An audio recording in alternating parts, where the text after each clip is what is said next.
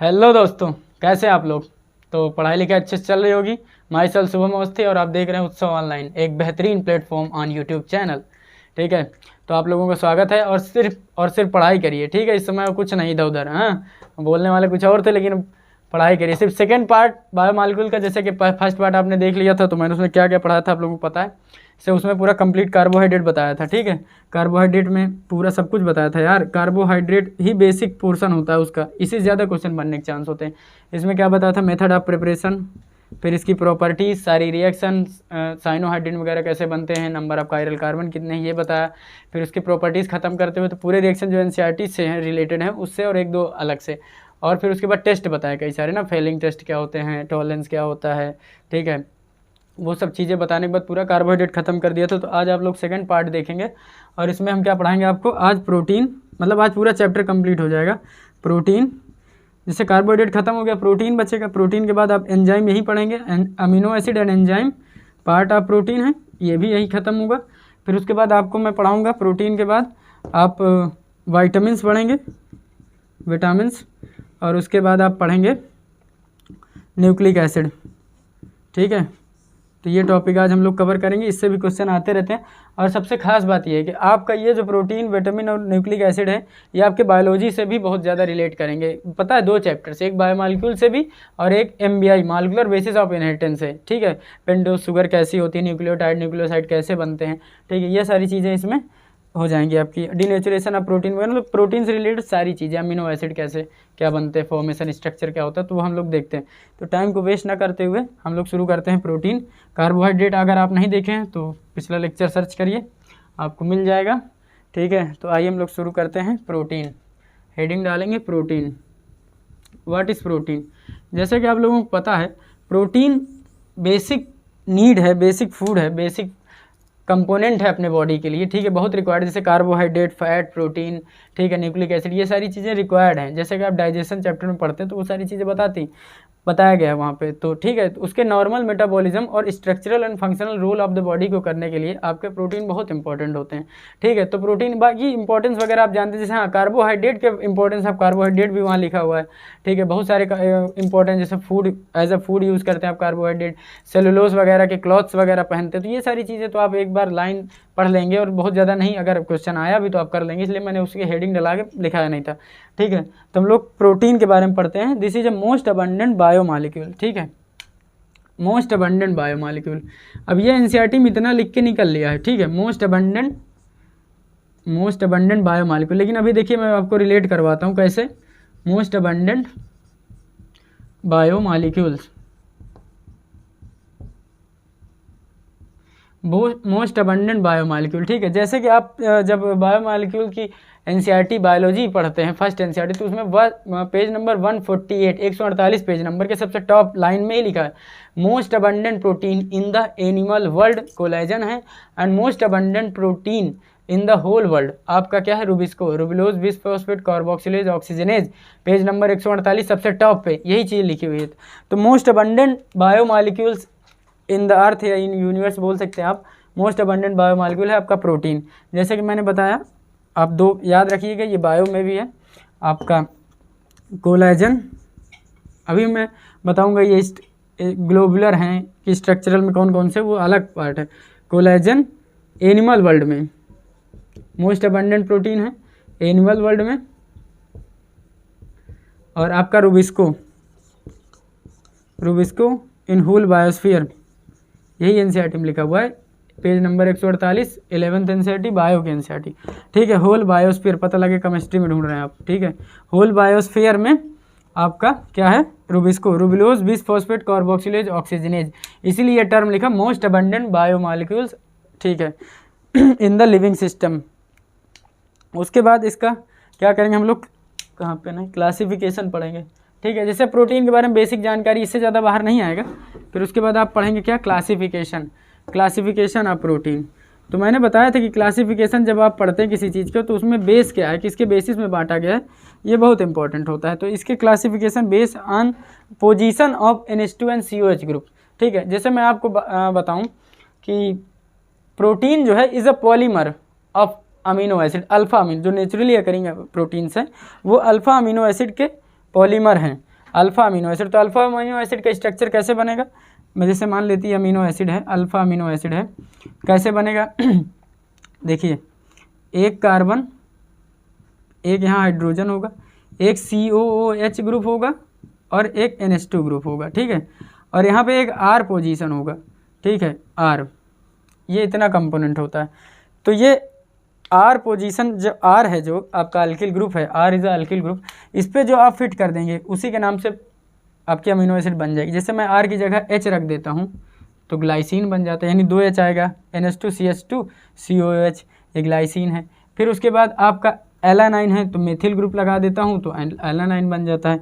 अब hydroxyl methyl लगा देता हूँ CH2OH, तो ये क्या बन जाती है आपकी, ये बन जाती है सेरीन बन जाती है, ठीक है। तो ये सारे R की पोजीशन पे बदलने पे आते हैं, तो बात वो नहीं है, based on the position of R, ये नेक्स्ट क्लासिफिकेशन है।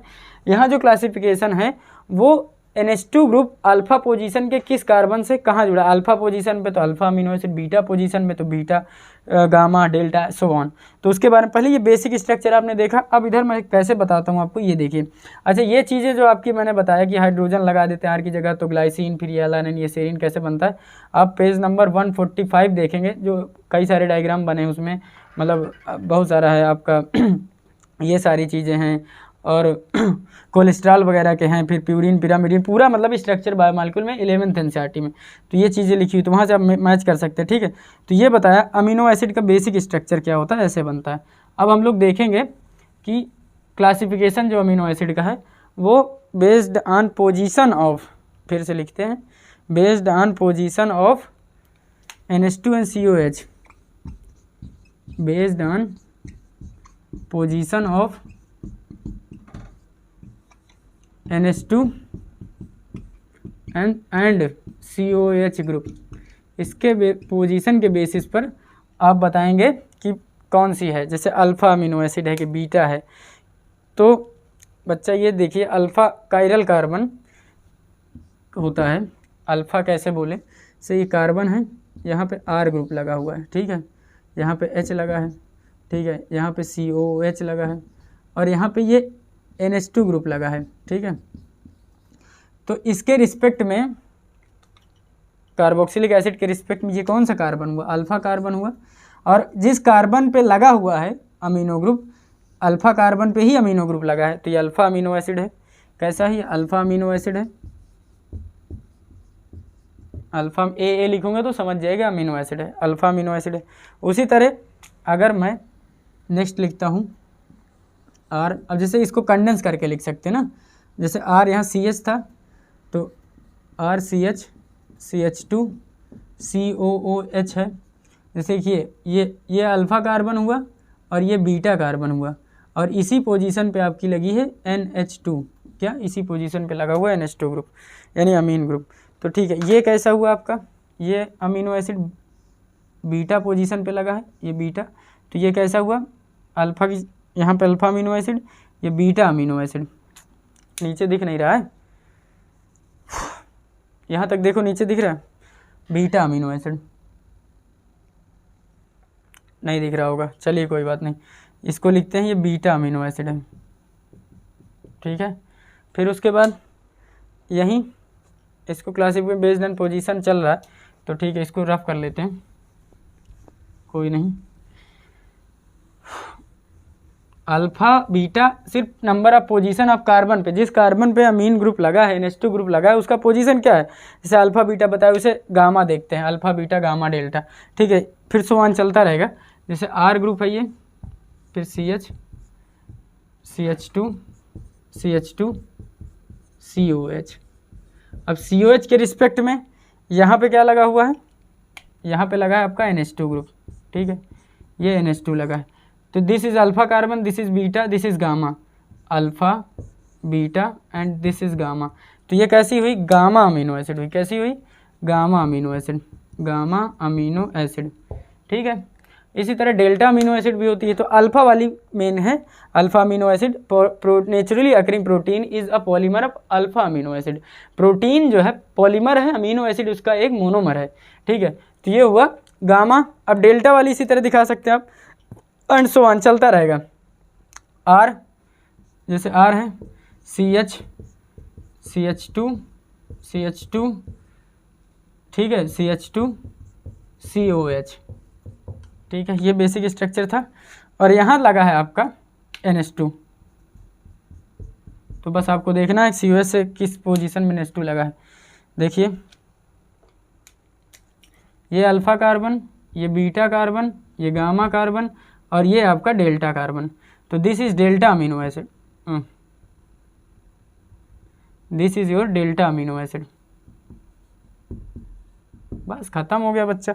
Based on position of NH2 and COH group, NH2 COH group के पोजीशन के हिसाब से हमने अल्फ़ा पढ़ लिया, बीटा पढ़ लिया, gamma, delta and so on, ऐसे बनाते जाएंगे।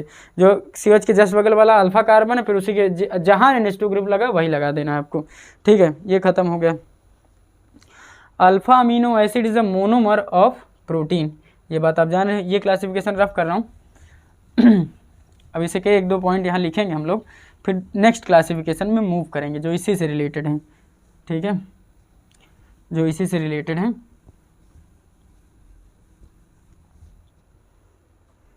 ठीक है, यहाँ से लिखते हैं alpha amino acid is monomer of natural protein,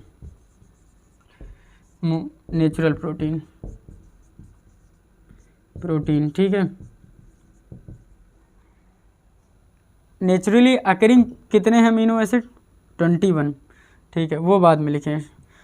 ये हो गया alpha amino acid is a monomer of natural protein. तो ये पोजीशन के हिसाब से देख लिया अल्फ़ा कहाँ से आ गया, ठीक है। ठीक है,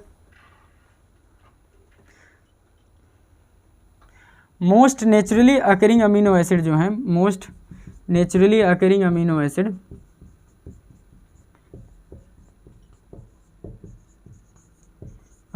most naturally occurring amino acid कैसी होती हैं? एल फैमिली से बिलोंग कर। जैसे कार्बोहाइड्रेट में डी फैमिली बताया था, एल फैमिली, उसी तरह एल फैमिली होता है। डी फैमिली क्या होती है वो बताया वहाँ, जिसने नहीं देखा देख सकते हो आप।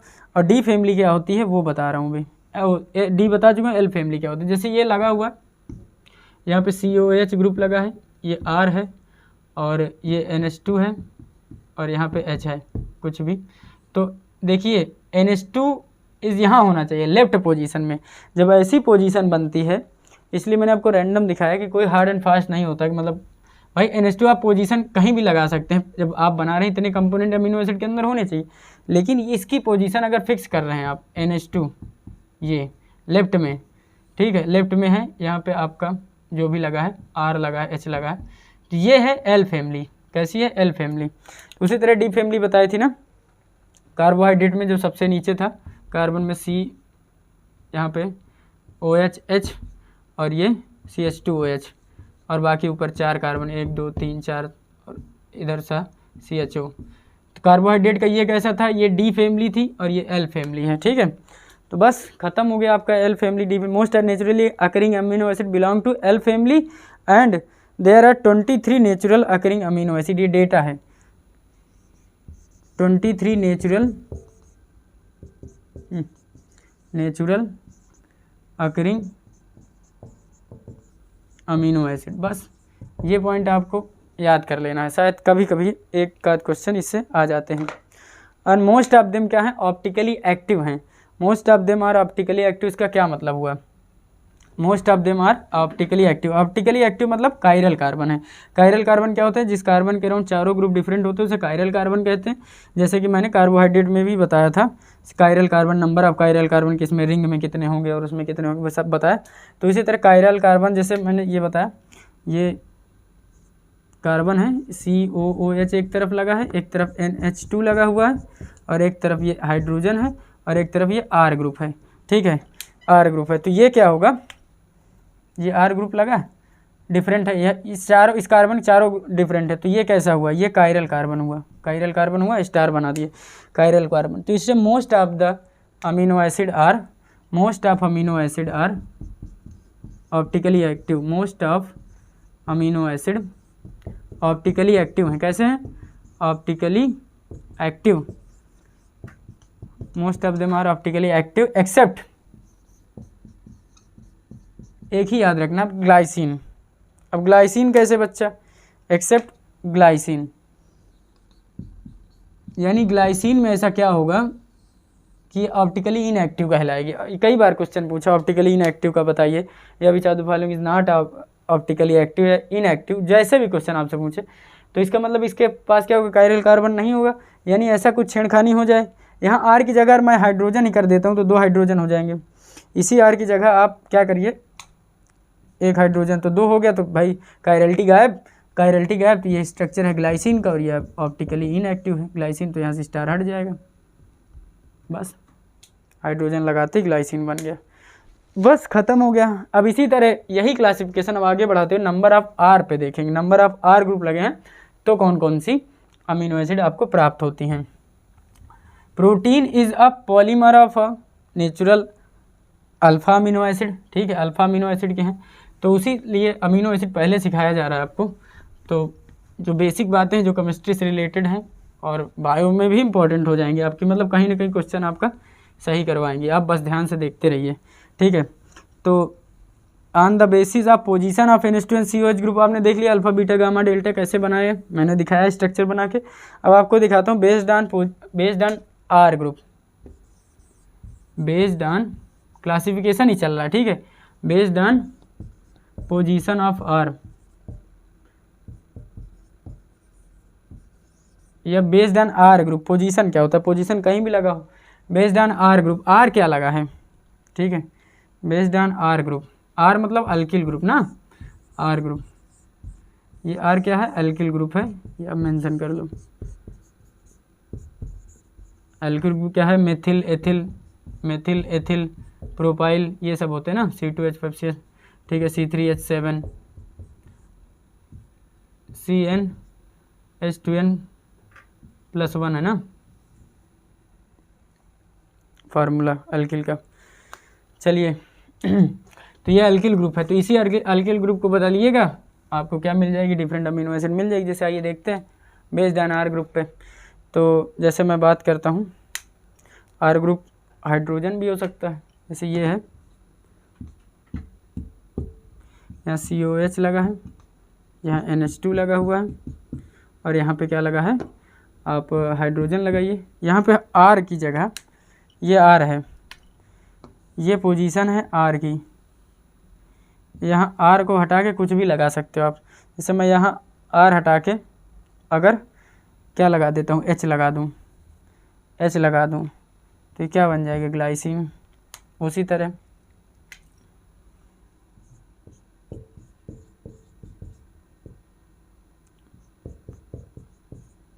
यहाँ पे H लगा हुआ है, यहाँ R की जगह आप कुछ भी लगा सकते हैं, जैसे यहाँ H की जगह मेथिल लगा दीजिए, R ग्रुप मेथिल है, ठीक है। और दूसरा देखिए यहाँ पे NH2 H2n NH2 कुछ भी कर लो, यहाँ H की जगह, यहाँ R की जगह हाइड्रोक्सिल मेथिल करते हैं, CH2OH मेथिल हाइड्रोक्सी CH2H, तो क्या बन जाएगा, ये आपकी ग्लाइसिन है। पेज नंबर 145 पे जाइए, बायो की फर्स्ट NCERT, उसमें पूरा ये बना हुआ है, R position glycine, this is alanine, this is serine. समझाने के लिए वहाँ से एग्जांपल उठाया और आपके NCERT में है तो कहीं भी से आ सकती। GAS गैस की ट्रिक याद रखिएगा, GAS क्या गैस, जैसे कैसे याद करेंगे आप, ग्लाइसिन अलानाइन सेरीन, पहले आर की जगह एक में H फिट किया, G हो गया यानी ग्लाइसिन हो गया, फिर आर को थोड़ा बड़ा किया, मेथिल लगाया, फिर हाइड्रोक्सी मेथिल लगाया यानी अलानाइन सेरीन, उस तरह बढ़ता जाएगा। GAS गैस की ट्रिक हमेशा याद रखिएगा, तो आप थोड़ा सा आर ग्रुप नंबर चेंज करेंगे, आप भूलेंगे नहीं कौन अलानाइन है, कौन ग्लाइसिन है, कौन सेरीन है, ठीक है। ये खत्म हो गया आपका, बस और क्या। अब ये पे based on position of R group हुआ।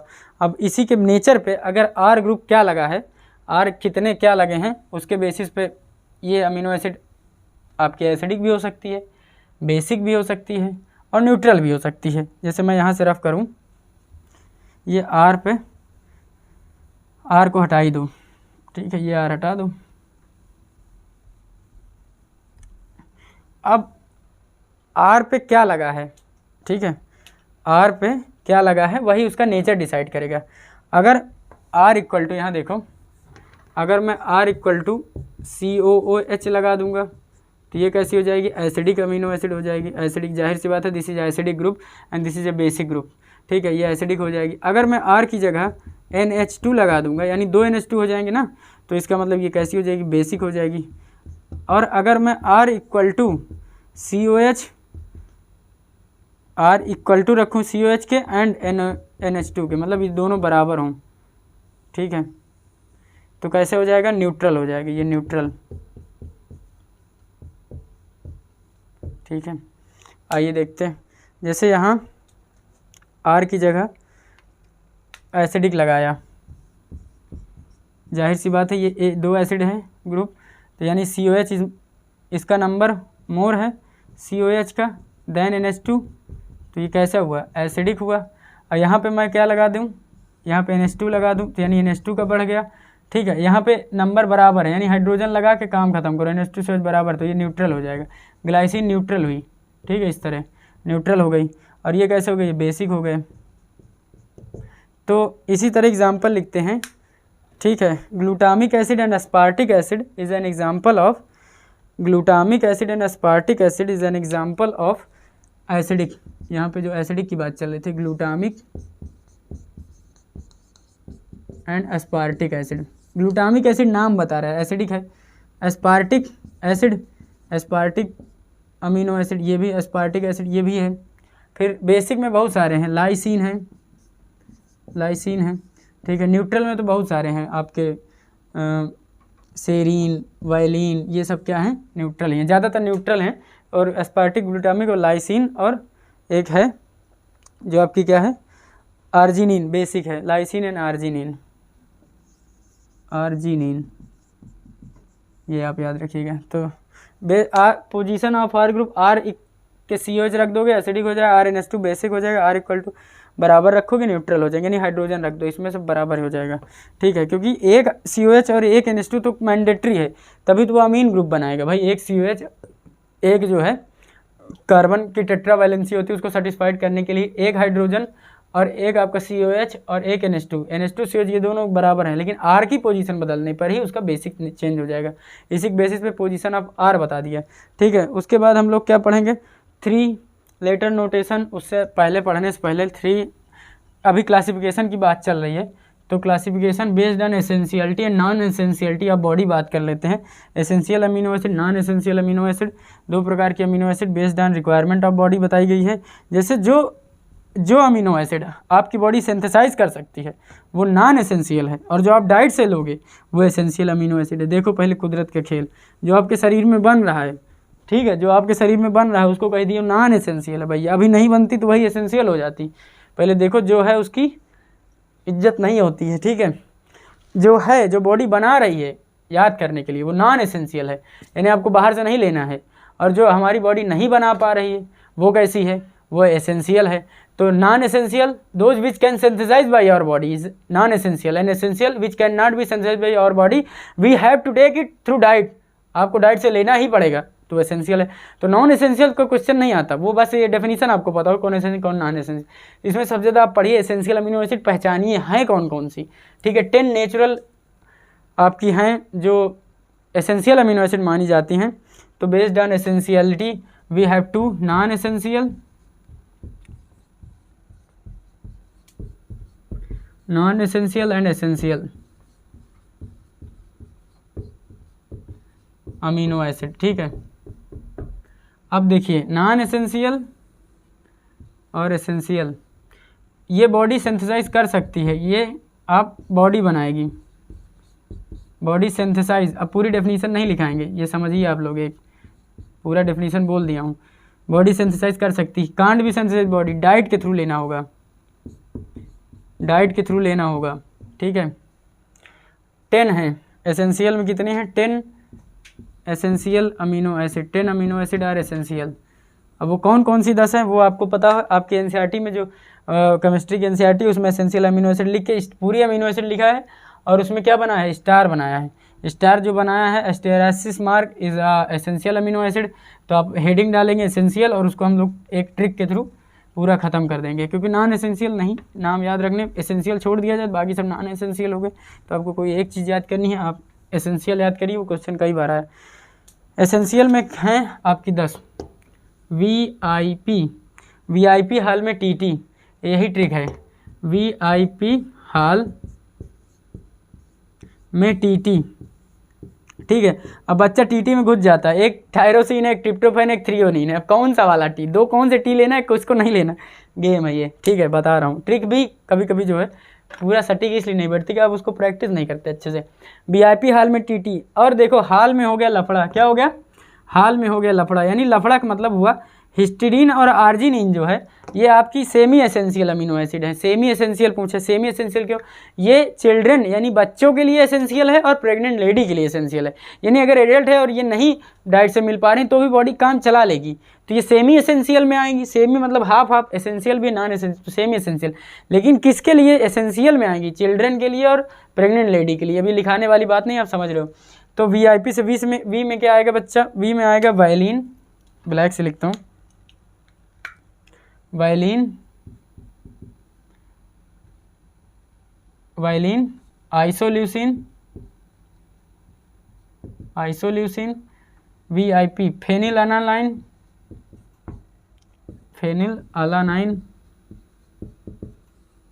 हिस्टीडीन, या चाहिए समझ लेना, हिस्टीडीन, आर्जिनिन, ये एक का मतलब ये पहला वर्ड यूज करना है आपको। आर्जिनिन उसी के हिसाब से लिखा, नहीं तो रीजिनिन हो जाएगा। आर्जिनिन, एक है लाइसिन, एक है ल्यूसिन, एक है मेथियोनिन, यहाँ याद रखिएगा, एक है ट्रिप्टोफैन, ट्रिप्टोफैन है, थ्रियोनिन है, टायरोसिन नहीं है, ठीक है। ट्रिप्टोफैन, थ्रियोनिन, बहुत अच्छे से बता रहा हूँ, कान खोल के याद कर लेना। ट्रिप्टोफैन और टायरोसिन में आप थ्रियोनिन और टायरोसिन में कन्फ्यूजन होगी आपको, तो ये याद रखना बच्चा, ट्रिप्टोफैन और थ्रियोनिन है, threonine not tyrosine. Tyrosine is a non essential amino acid, tyrosine बिल्कुल नहीं, ठीक है। जैसे यहाँ लिखा रहता है टायरोसिन। अब क्या करेगा एग्जामिनर, 4 क्वेश्चन पूछेगा, विच of the following is essential amino acid. आपने ट्रिक रखी है वीआईपी हाल में टीटी, तो उसमें वीआईपी की जगह में हटा देगा, टीटी में ये रख देगा और इसमें से कोई एक दे देगा, ठीक है, ए का। और आप कहोगे टी का, देखोगे तुरंत हाँ यार टी से था, लेकिन वो टायरोसिन लिखा है, ये नहीं लिखा कि ट्रिप्टोफैन है कि थ्रियोनिन है।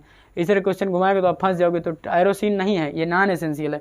और हाल में हो गया लफड़ा, तो हाल में हुआ लफड़ा, तो हाल में लफड़ा क्यों गई, क्योंकि सेमी एसेंशियल हो गई हैं दोनों, यही लफड़ा है।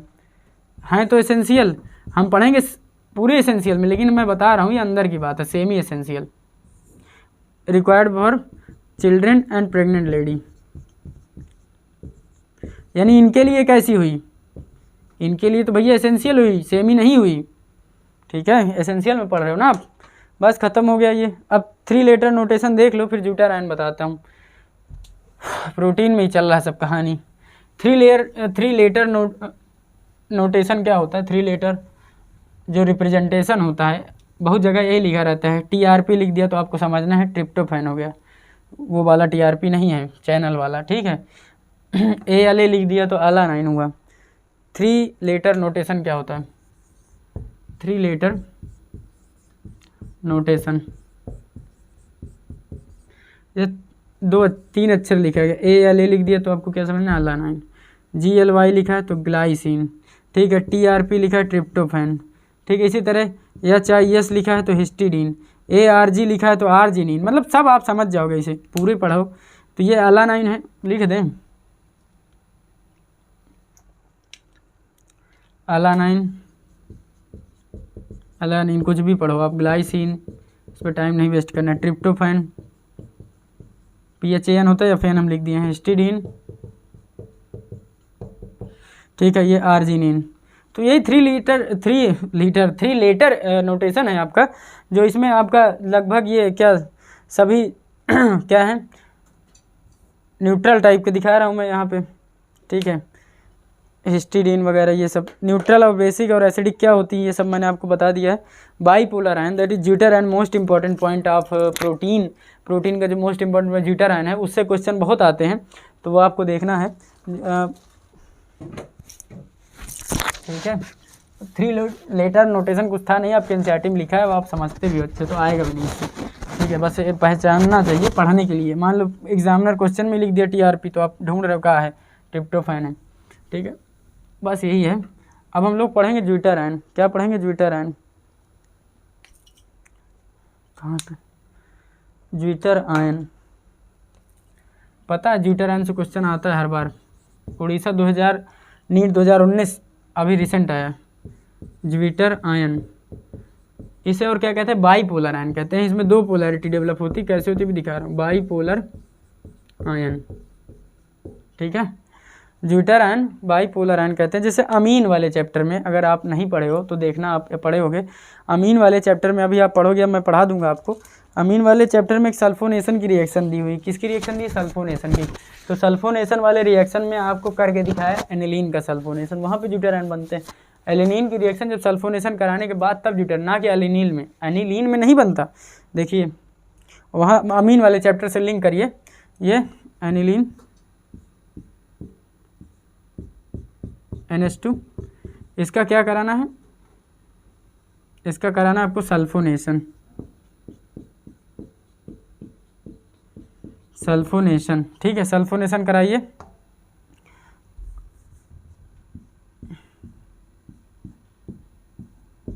ये NH2 एज इट इज रहेगा, यहाँ जाएगा SO3H। SO3H। अब गुरु देखो खेल हो गया, SO3H सल्फोनेशन के टाइम। ये कैसा है? ये बेसिक है, बेसिक ग्रुप लगा है, और ये एसिडिक ग्रुप लगा है, एसिडिक। अब ये क्या करेंगे? लेन देन कर लेंगे आपस में। ये H चला जाएगा इसके पास, और यहाँ पे आ जाएगा माइनस, और यहाँ NH2 के पास प्लस हो जाएगा। तो कैसे बनेगा? देखो यहाँ यही दिखा रहा हूँ, इधर ये है, वो NH2 के पास चला जाएगा एक H, तो ये NH3 पॉजिटिव हो जाएगा, ठीक है। ये और ये कैसा हो जाएगा? यहाँ पे SO3 माइनस हो जाएगा, SO3 माइनस, देख लो SO3 माइनस हो जाएगा। तो ये SO3 माइनस, यहाँ पे माइनस चार्ज, और जब एक ही कंपाउंड में 2 चार्ज डेवलप हो जाते हैं, प्लस और माइनस, तो उसे बाईपोलर कहते हैं, बाईपोलर कंपाउंड या ज्विटर आयन कहते हैं, ठीक है। इसका स्पेसिफिक नाम है ज्विटर आयन या बाईपोलर कंपाउंड। तो बस ये समझाने के लिए मैं बता रहा हूँ कि ये लिंक आप कर पाए, ज्विटर आयन इसमें बनता है। अब प्रोटीन में कैसे ज्विटर आयन बनता है वो आप देखिए, ठीक है। आइए अब प्रोटीन में कैसे ज्विटर आयन बनता है वो देखिए। ज्विटर आयन मिटा दिया, खैर उसी पे बात चल रही थी, ध्यान दीजिएगा। जैसे RCH2COH, सबसे बेसिक ग्लाइसिन उठा लिया हम लोगों ने, ठीक है। RCH2COOH, ठीक है। RCH2COH, या R के साथ एक में NH2 लगा दीजिए और एक में COH, RCH, ये H हटा के, भाई आपको एक H हटा के क्या करना? अब R भी लगा हुआ, 2 H कैसे लगा सकते हैं? R के साथ एक में CH, ऐसे लगाइए, एक सेकंड, इसको बाइफरकेट करते हैं ना, एक ही पे समझा देते हैं। यहाँ COH और ये NH2, जैसे बच्चा उसमें बेसिक दिखाया था एसिडिक, ये एसिडिक, ये बेसिक, ये एसिडिक ग्रुप, ये बेसिक ग्रुप। ये क्या करेगा? एक H एसिडिक वाला ये बेसिक वाले को देगा, ठीक है। वहाँ माइनस डेवलप हो जाएगा, यहाँ प्लस डेवलप हो जाएगा। जैसे कैसे दिखाता हूँ,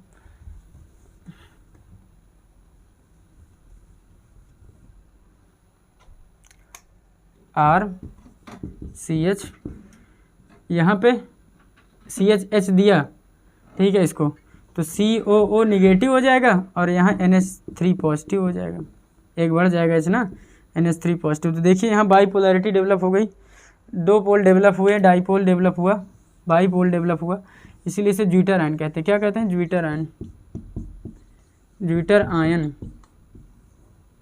ठीक, बस खत्म हो गया। इसी को कहते हैं ज्विटर आयन। ज्विटर आयन से बहुत बार क्वेश्चन आया है, ये आप लोग देख लीजिएगा, ठीक है। बस चले आगे, ठीक है। अब मेथड ऑफ प्रिपरेशन हम लोग देखेंगे स्ट्रेकर मेथड से, ठीक है। स्ट्रेकर्स मेथड एक अमीनो एसिड बनाने का मेथड मैं बता रहा हूँ, एनसीईआरटी में नहीं है, लेकिन कहीं ना कहीं डायरेक्टली आपको हेल्प करेगा, ठीक है। स्ट्रेकर्स मेथड कहाँ है? Strecker's method, method of preparation heading डालेंगे आप, प्रोटीन में अमीनो एसिड की मेथड ऑफ प्रिपरेशन बता रहे हैं, स्ट्रेकर्स मेथड क्या होता है,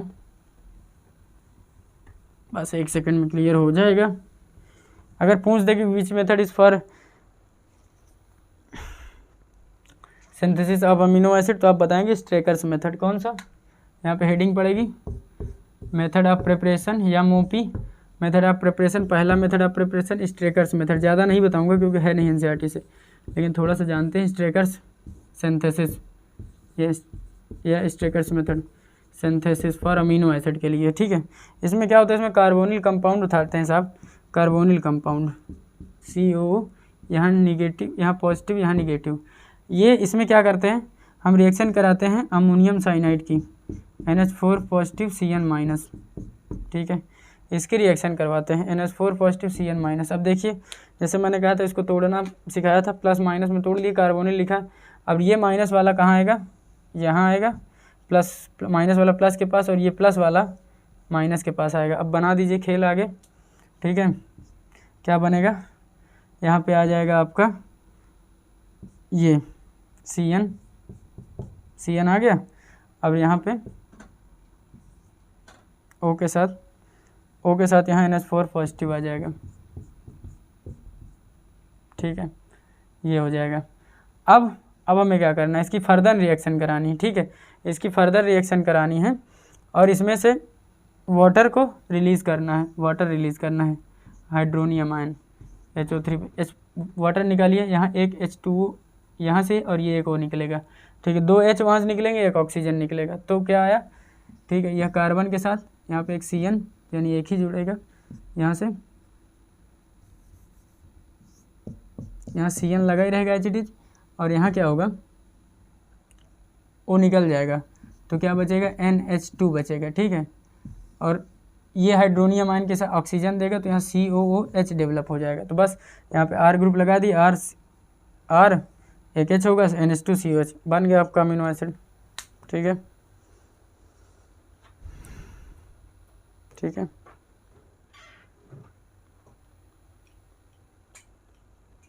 कुछ प्रॉपर्टीज़ लिखते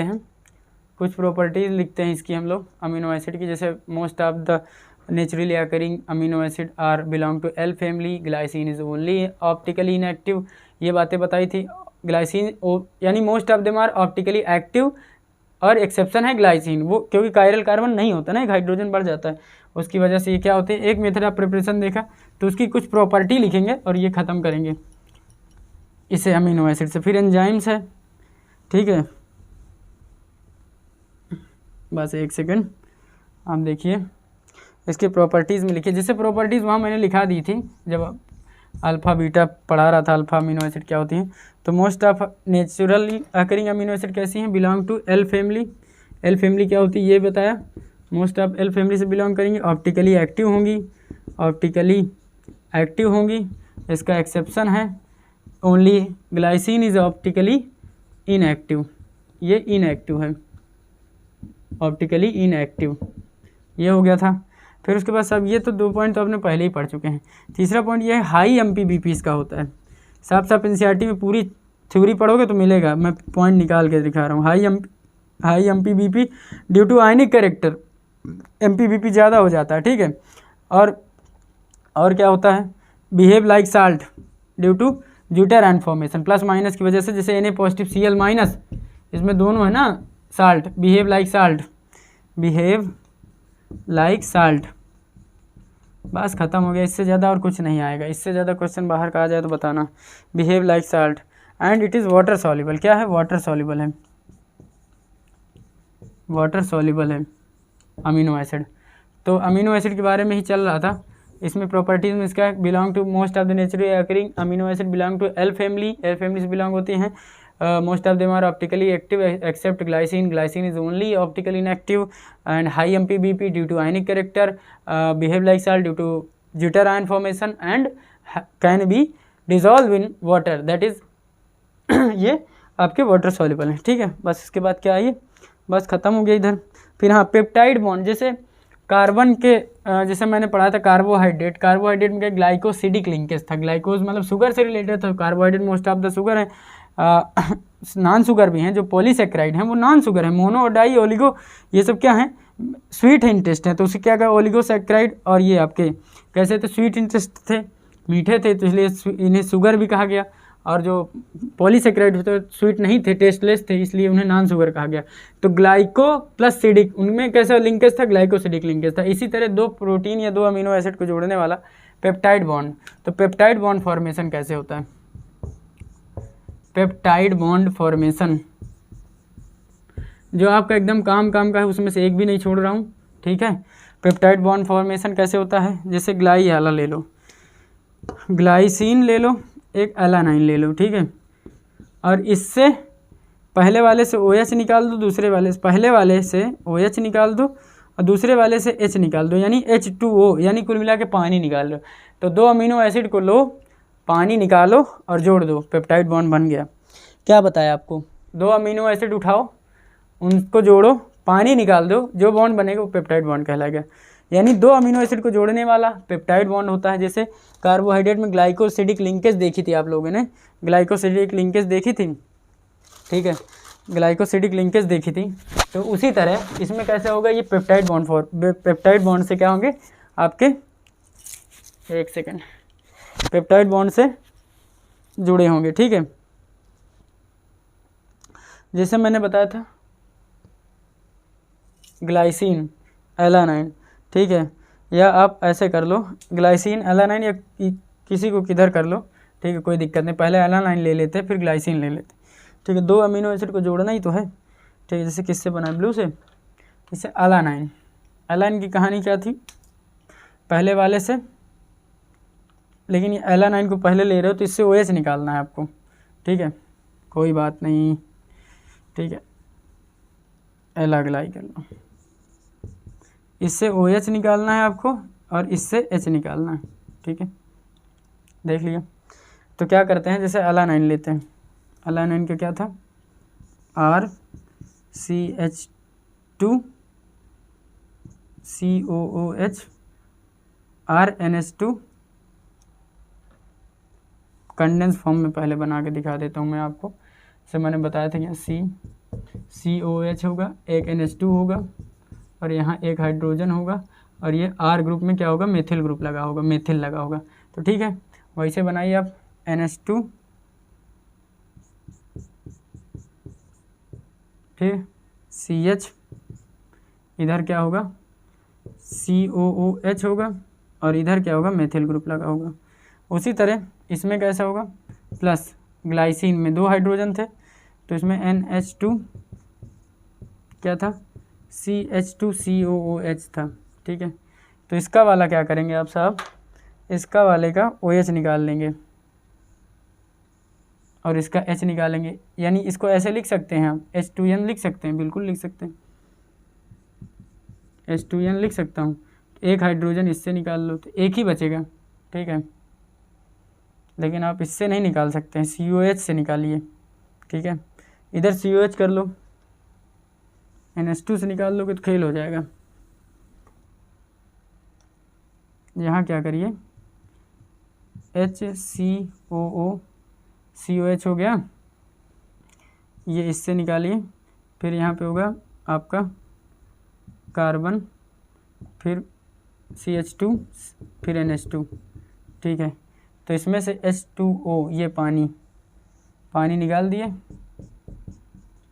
जो बना वही क्या हुआ, जो बनेगा लिंकेज वही डाइपेप्टाइड बॉन्ड होगा, ठीक है, ठीक है। ये आपके पास एक जुगाड़ और है, से यहाँ तक था इसका। NH2 को मैं HNH लिख सकता हूँ, बिल्कुल लिख सकता हूँ, फिर CH2 लिख सकता हूँ, COH लिख सकता हूँ, ये हो गया। तो यहाँ से ये इसका क्या करिए, यहाँ से पानी निकालिए पूरा, इसको भी लेना ना, इसको रब करता हूँ, ये HNH ये किसका है, आपके ग्लाइसिन का है, और ये एलानाइन का स्ट्रक्चर है। दो हमको दो जोड़ रहे हैं, COOH, मैंने क्या बताया था, पहले वाले से क्या उठाना है, पहले वाले से आपको क्या उठाना है, OH, और इससे H, ये OH निकाल के पानी निकाल दिया, ये देखिए पानी निकल गया और डाईपेप्टाइड बन गया। अब जो बॉन्ड जोड़ दोगे वही बन जाएगा, देखो इधर लिखो, नीचे नहीं दिखेगा ना, NH2CHCO ये जुड़ा, OH गया है, फिर यहाँ पे NH आएगा, फिर CH2 आएगा, फिर COOH आएगा। तो जो ये है CO और NH के बीच में जो बॉन्ड बना है, ये यहाँ जो ये है, this is your peptide linkage, यही है पेप्टाइड लिंकेज। 2 को जोड़ दो, 3 को जोड़ दो, पेप्टाइड लिंकेज, इसी को कहते हैं पेप्टाइड लिंकेज। तो कहीं भी पूछ ले ये बॉन्ड कैसे हैं, तो आप पहले वाले से OH निकालो, दूसरे वाले से हाइड्रोजन निकालो, दोनों को H2O बना यानी पानी निकाल दो, पानी निकाल के 2 को जोड़ दो, बन गया आपका पेप्टाइड बॉन्ड फॉर्मेशन। देख लीजिए एक बार, ख़त्म हो जाएगा आपका। ठीक है, चलें अब प्रोटीन के शेप के बेसिस पे 2 प्रकार के पढ़ेंगे हम लोग, एक फाइब्रस और एक ग्लोबुलर। कैसा? एक फाइब्रस पढ़ेंगे और एक ग्लोबुलर पढ़ेंगे। ठीक है, चलें। काफ़ी गर्मी लग रही है। एक फाइब्रस और एक ग्लोबुलर।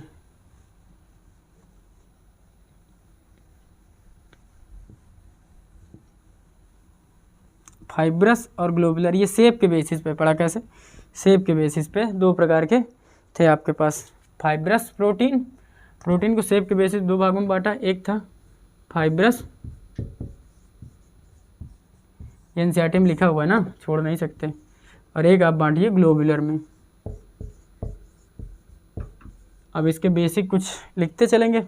ठीक है, जैसे इसमें स्ट्रक्चर की बात करेंगे, ब्लैक वाला ना,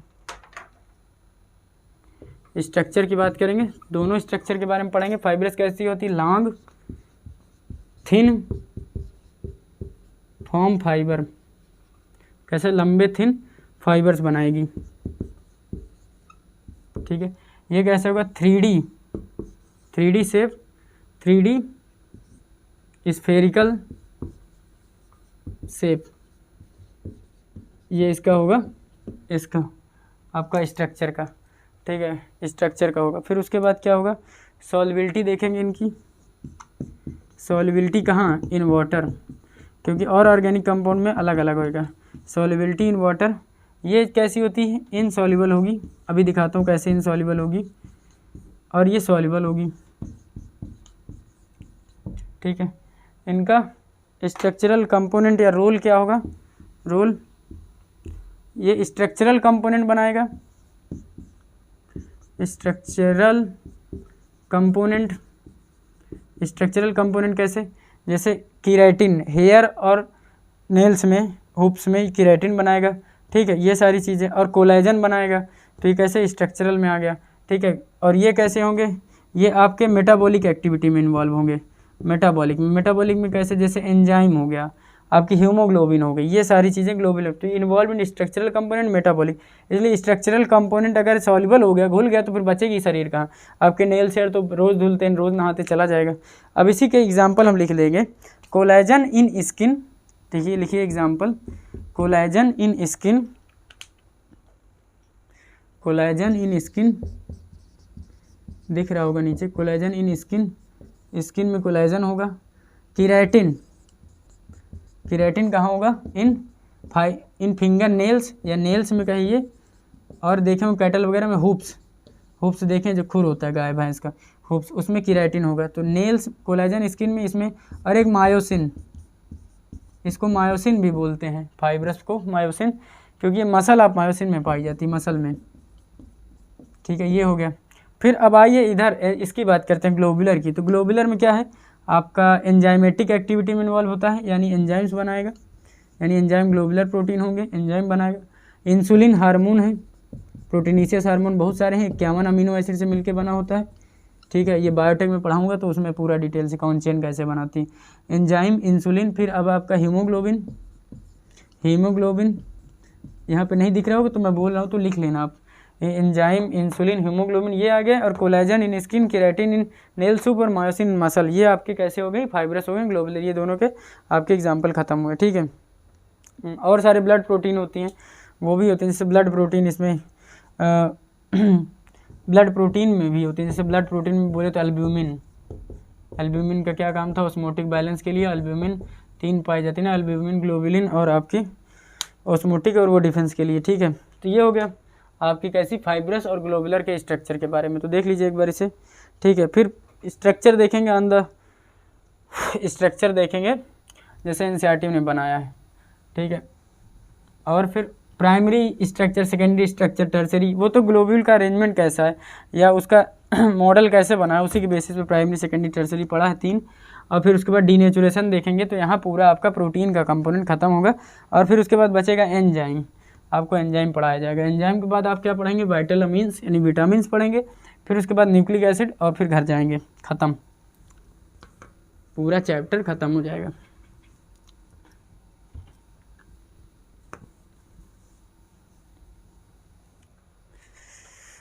ठीक है।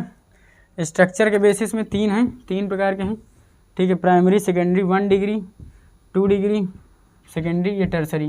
कैसे कौन होती है, जैसे मैं अगर कहूँ कि amino acid is a polymer, amino acid is a monomer of protein, यानी protein is a polymer of amino acid, ये बात दोनों एक ही तरफ से सही है, दोनों का मतलब एक ही हुआ। तो कैसे अमीनो एसिड है मोनोमर, अमीनो एसिड मोनोमर है तो पॉलीमर। जैसे आप क्या लीजिए, आप निकालिए वो मोतियों की माला, जैसे आप माला आपके पास हो तो उसको निकालिए, एक माले के जो एक मोती है, जो पूरा माला है उसकी जो एक मोती वो अमीनो एसिड है और पूरा माला आपका प्रोटीन है, ठीक है। अब माले को आप कैसे अरेंज कर सकते हैं, सीधे स्ट्रक्चर में कर दिए अरेंज, तो कैसा है, प्राइमरी स्ट्रक्चर है, उसको थोड़ा सा फोल्ड किया सेकेंडरी है, और ज़्यादा फोल्ड किया टर्सरी, बहुत ज़्यादा कर दिया क्वाटरनरी है। तो एनसीईआरटी 3 लिखिए, प्राइमरी, सेकेंडरी, टर्सरी और क्वाटरनरी की एग्जाम्पल बताइए हीमोग्लोबिन। तो आइए देखते हैं कैसी, जैसे मैंने कहा ये माला पूरा एक है, ये माला है। अब इसमें मोतियों की माला पूरी कंप्लीट प्रोटीन है। अब इसमें एक अमीनो एसिड तो दिख ही नहीं रहा, से ये अमीनो एसिड लगी है, तो ये अमीनो एसिड कैसी है, ये आपकी कैसी है अमीनो एसिड, ये आपकी प्राइमरी वाली है। अब उसी तरह दूसरा जैसे सेकेंडरी आपको देखना है, तो सेकेंडरी आप देखिए एनसीईआरटी में ऐसे बना है, मजाक नहीं लेना, यहाँ पे सब में ऐसे प्रोटीन सजा दिए, अमीनो एसिड सजा दी, तो प्रोटीन का पूरा छल्ला है। ये कैसी हो गई, ये 1 डिग्री स्ट्रक्चर है और ये 2 डिग्री स्ट्रक्चर है। टर्सरी वाला कैसे होगा देखना, इसी को भैया भाई साहब ऐसे बना दिए, ये कैसा स्ट्रक्चर है, टर्सरी है। सब में मोतियों की माला, माला के अंदर बहुत सारी मोतियाँ पड़ी हैं, वो ऐसे अरेंज हैं। समझने के लिए काफ़ी भावनाओं को समझिए, बना जल्दी टाइम लगेगा। टर्सरी है। अब इसको और ज़्यादा फोल्ड कर दीजिए, क्वाटरनरी बन जाएगी।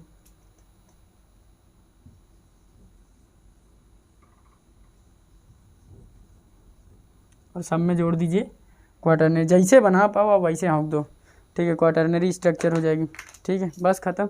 Primary, secondary, tertiary, quaternary structure सबके एग्जाम्पल। अब डीनेचुरेशन आप प्रोटीन पढ़ाऊँगा, डीनेचुरेशन जैसे नेटिव फॉर्म में प्रोटीन कैसी होती है, 3D फॉर्म में स्ट्रक्चर 3D फॉर्म में होती है, ठीक है, नेटिव फॉर्म में, लेकिन उसका फिजिकल चेंज कर दीजिए, जैसे चेंज इन टेम्परेचर कर दिए आप, चेंज इन टेम्परेचर कर दिए, चेंज इन केमिकल चेंज में क्या पीएच चेंज कर दिए, तो उसका स्ट्रक्चर व उसका शेप जो है वो बदल जाएगा, फिर वो बायोलॉजिकल एक्टिविटी अपनी खो देगी, उसी को कहते हैं डीनेचुरेशन। डी माने रिमूवल, यानी उसका नेचुरल फॉर्म खो गया, उसकी ओरिजिनल फॉर्म में छेड़खानी कर दी आपने, तो उसी को कहते हैं डीनेचुरेशन ऑफ प्रोटीन। हाँ, एक बात याद रखना जो एकदम बेहद इंपॉर्टेंट है, डीनेचुरेशन आप एकदम जैसे नाम आता है वैसे आपके दिमाग में चलता है कि भाई आग जला के पानी केमिकल कुछ भी करके उसका स्ट्रक्चर बदल दो, डीनेचुरेशन। लेकिन अभी क्वेश्चन फंसाएगा, उसमें पूछेगा बताइए क्या डीनेचुरेशन प्राइमरी स्ट्रक्चर का हो सकता है, तो आप बोलेंगे नो। क्यों? क्योंकि प्राइमरी स्ट्रक्चर का डीनेचुरेशन नहीं होगा, डीनेचुरेशन होगा स्ट्रक्चर सेकेंडरी का, टर्सरी का, ठीक है, सेकेंडरी टर्सरी का डीनेचुरेशन हो सकता है, लेकिन प्राइमरी स्ट्रक्चर का डीनेचुरेशन नहीं होता। तो डीनेचुरेशन आप क्या है, प्रोटीन, जैसे मैं कहता हूँ हेडिंग डालते हैं डीनेचुरेशन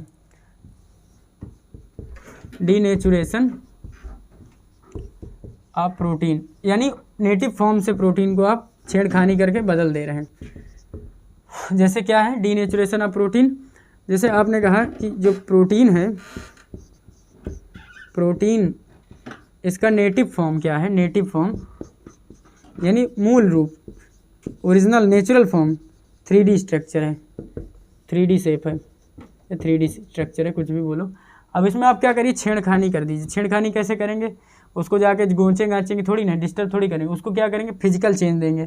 फिजिकल चेंज में क्या देंगे, फिजिकल और केमिकल दोनों देंगे। फिजिकल चेंज में आप टेम्परेचर बढ़ा दीजिए, ठीक है, टेम्परेचर में चेंज ला दीजिए, इंक्रीज इन टेम्परेचर या चेंज इन टेम्परेचर ये कर दीजिए तो भी बिगड़ जाएगा। केमिकल चेंज कर दीजिए। अब केमिकल चेंज कैसे करेंगे, एसिड थोड़ी छिड़क देंगे। केमिकल चेंज में पीएच का छेड़खानी कर देंगे। Change in temperature and change in pH can disturb the native form of protein and that is known as a denaturation. Hence denaturation क्या है, it loss its biological activity. क्या loss, biological activity. अब protein क्या हुआ, loss its biological activity. अब ये biological activity अपनी खो देगी, डीनेचर्ड प्रोटीन एक्टिविटी, ठीक है, loss its biological activity, biological activity इसकी खो गई। और इसमें क्या होगा, इसमें कौन सा आप टर्सरी स्ट्रक्चर, प्राइमरी, क्वाटरनेट सब पूछेगा तो आप बताएंगे कि मैं इसमें 6 जो आपका डीनेचुरेशन है वो प्राइमरी में नहीं कर सकता, एक्सेप्ट प्राइमरी स्ट्रक्चर, या आप ये कहिए denaturation can be in secondary and tertiary structure, but primary में डीनेचुरेशन नहीं होगा। बिल्कुल कान खोल के सुनो, डीनेचुरेशन क्वेश्चन बना तो बहुत ज़्यादा चांस है कि डेफिनेशन नहीं पूछेगा, आप बता ले जाओगे। उसमें पूछेगा कि प्राइमरी, सेकेंडरी, टर्सरी किसमें चेंज नहीं होगा, डीनेचुरेशन कोई इफेक्ट नहीं पड़ेगा। Primary structure does not change due to denaturation, वो रिमेन इंटैक्ट, ठीक है। अब इसमें क्या होता है, 3D स्ट्रक्चर में जैसे आपने चेंज किया तो इसका क्या होता है, helix get uncoiled, spherical shape change होगा, हेलिक्स खुल जाएगा, बस डीनेचर हो गई, बर्बाद होगी प्रोटीन। इसको लिखाने की जरूरत नहीं है ना कि helical structure get disturb and helix get open, सब कहानी वाली बात है। बस आपको मेन क्या है, प्रोटीन का नेटिव स्ट्रक्चर 3D फॉर्म में होता है, उसमें physical change, temperature, chemical change में पीएच बढ़ा दिया, उसमें स्ट्रक्चर किया, बायोलॉजिकल एक्टिविटी लॉस हो गई। आप किस में नहीं करा पाएंगे, प्राइमरी में नहीं करा सकते, उसमें प्राइमरी स्ट्रक्चर रिमेन इंटैक्ट, ठीक है। ये बातें आपको पता होनी चाहिए। बस ख़त्म हो गया ये। अब हम लोग आपको क्या पढ़ाएंगे, एंजाइम। एंजाइम क्या है, बायोकेमिकल कैटलिस्ट है। क्या है, बायो कैटलिस्ट है, बायोकेमिकल कैटलिस्ट, जो बॉडी के इनसाइड आकर होके बॉडी की रिएक्शन को चलाते हैं, मेटाबॉलिज्म को रोल करते हैं, वो प्रोटीनीशियस कंपाउंड होते हैं, उन्हें हम क्या कहते हैं, बायो कैटलिस्ट या एंजाइम कहते हैं, ठीक है। तो हेडिंग डालेंगे एंजाइम, यानी प्रोटीन से बना हुआ एंजाइम, तो प्रोटीन में ही इसको निपटा देते हैं ना एंजाइम को, ठीक है। चले, बाप रे, एंजाइम चल नहीं रहा। एंजाइम क्या होता है,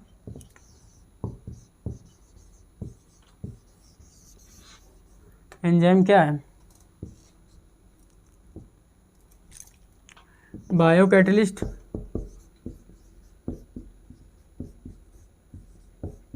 बायो कैटलिस्ट या बायोकेमिकल कैटलिस्ट कह सकते हैं आपको। कैटलाइजेस the reaction in the body,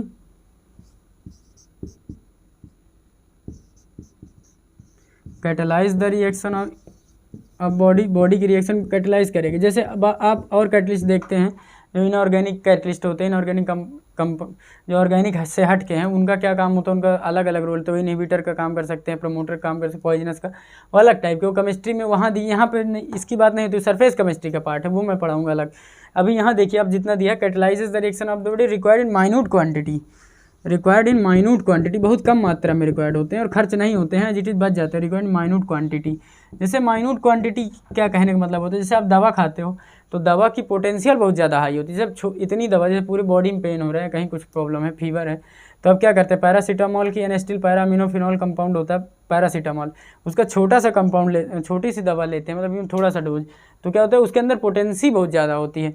तो पोटेंसी ज़्यादा होने के कारण इसे माइन्यूट क्वांटिटी में यूज़ होता है और अपना रिएक्शन काम करने के बाद क्या कॉम्प्लेक्स बनाएगा फिर हट जाएगा, ठीक है। इसी को कहते हैं आपका, क्या कहते हैं, क्या लगा, बायो कैटलिस्ट कहते हैं।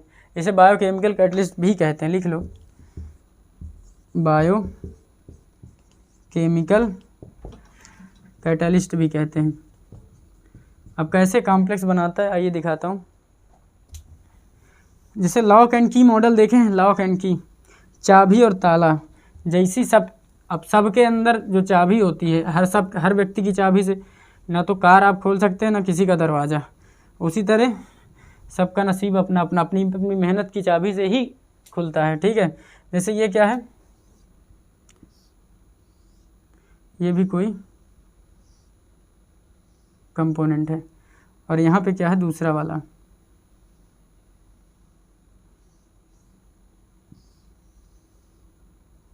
ठीक है। कहाँ गया पेन? ये आपका क्या है, एंजाइम है, ठीक है। और ये क्या है, एंजाइम है, ये रिएक्टेंट है। तो एंजाइम देखिए, इसकी कैविटी, रिएक्टेंट के अंदर एक ऐसी कैविटी पाएगी जो स्पेसिफिक होगी, यानी वो अपने पर्टिकुलर एंजाइम को पहचानती होगी। उस एंजाइम में जाके ये फिट होगा और रिएक्शन दे देगा। तो ये क्या बनेगा, आगे चल के एंजाइम रिएक्टेंट मिलके सबस्ट्रेट बनाएंगे या प्रोडक्ट बनाएंगे, प्लस एंजाइम आपका बाहर निकल जाएगा। ये है पूरा कंपोनेंट। ये क्या है, एंजाइम रिएक्टेंट कंपोनेंट है। बस ऐसे ही काम करता है जैसे लॉक एंड की मॉडल हो। ये एंजाइम है, ये रिएक्टेंट है, ये एक पर्टिकुलर कैविटी में अपना फिट हुआ और उसके बाद रिएक्शन करके ये आपका प्रोडक्ट प्लस एंजाइम बना, एंजाइम निकल जाएगा बाहर, अनयूज्ड रहेगा, ठीक है। बट यही है सारे, वेरी स्पेसिफिक होगा। क्या होगा, वेरी स्पेसिफिक होगा।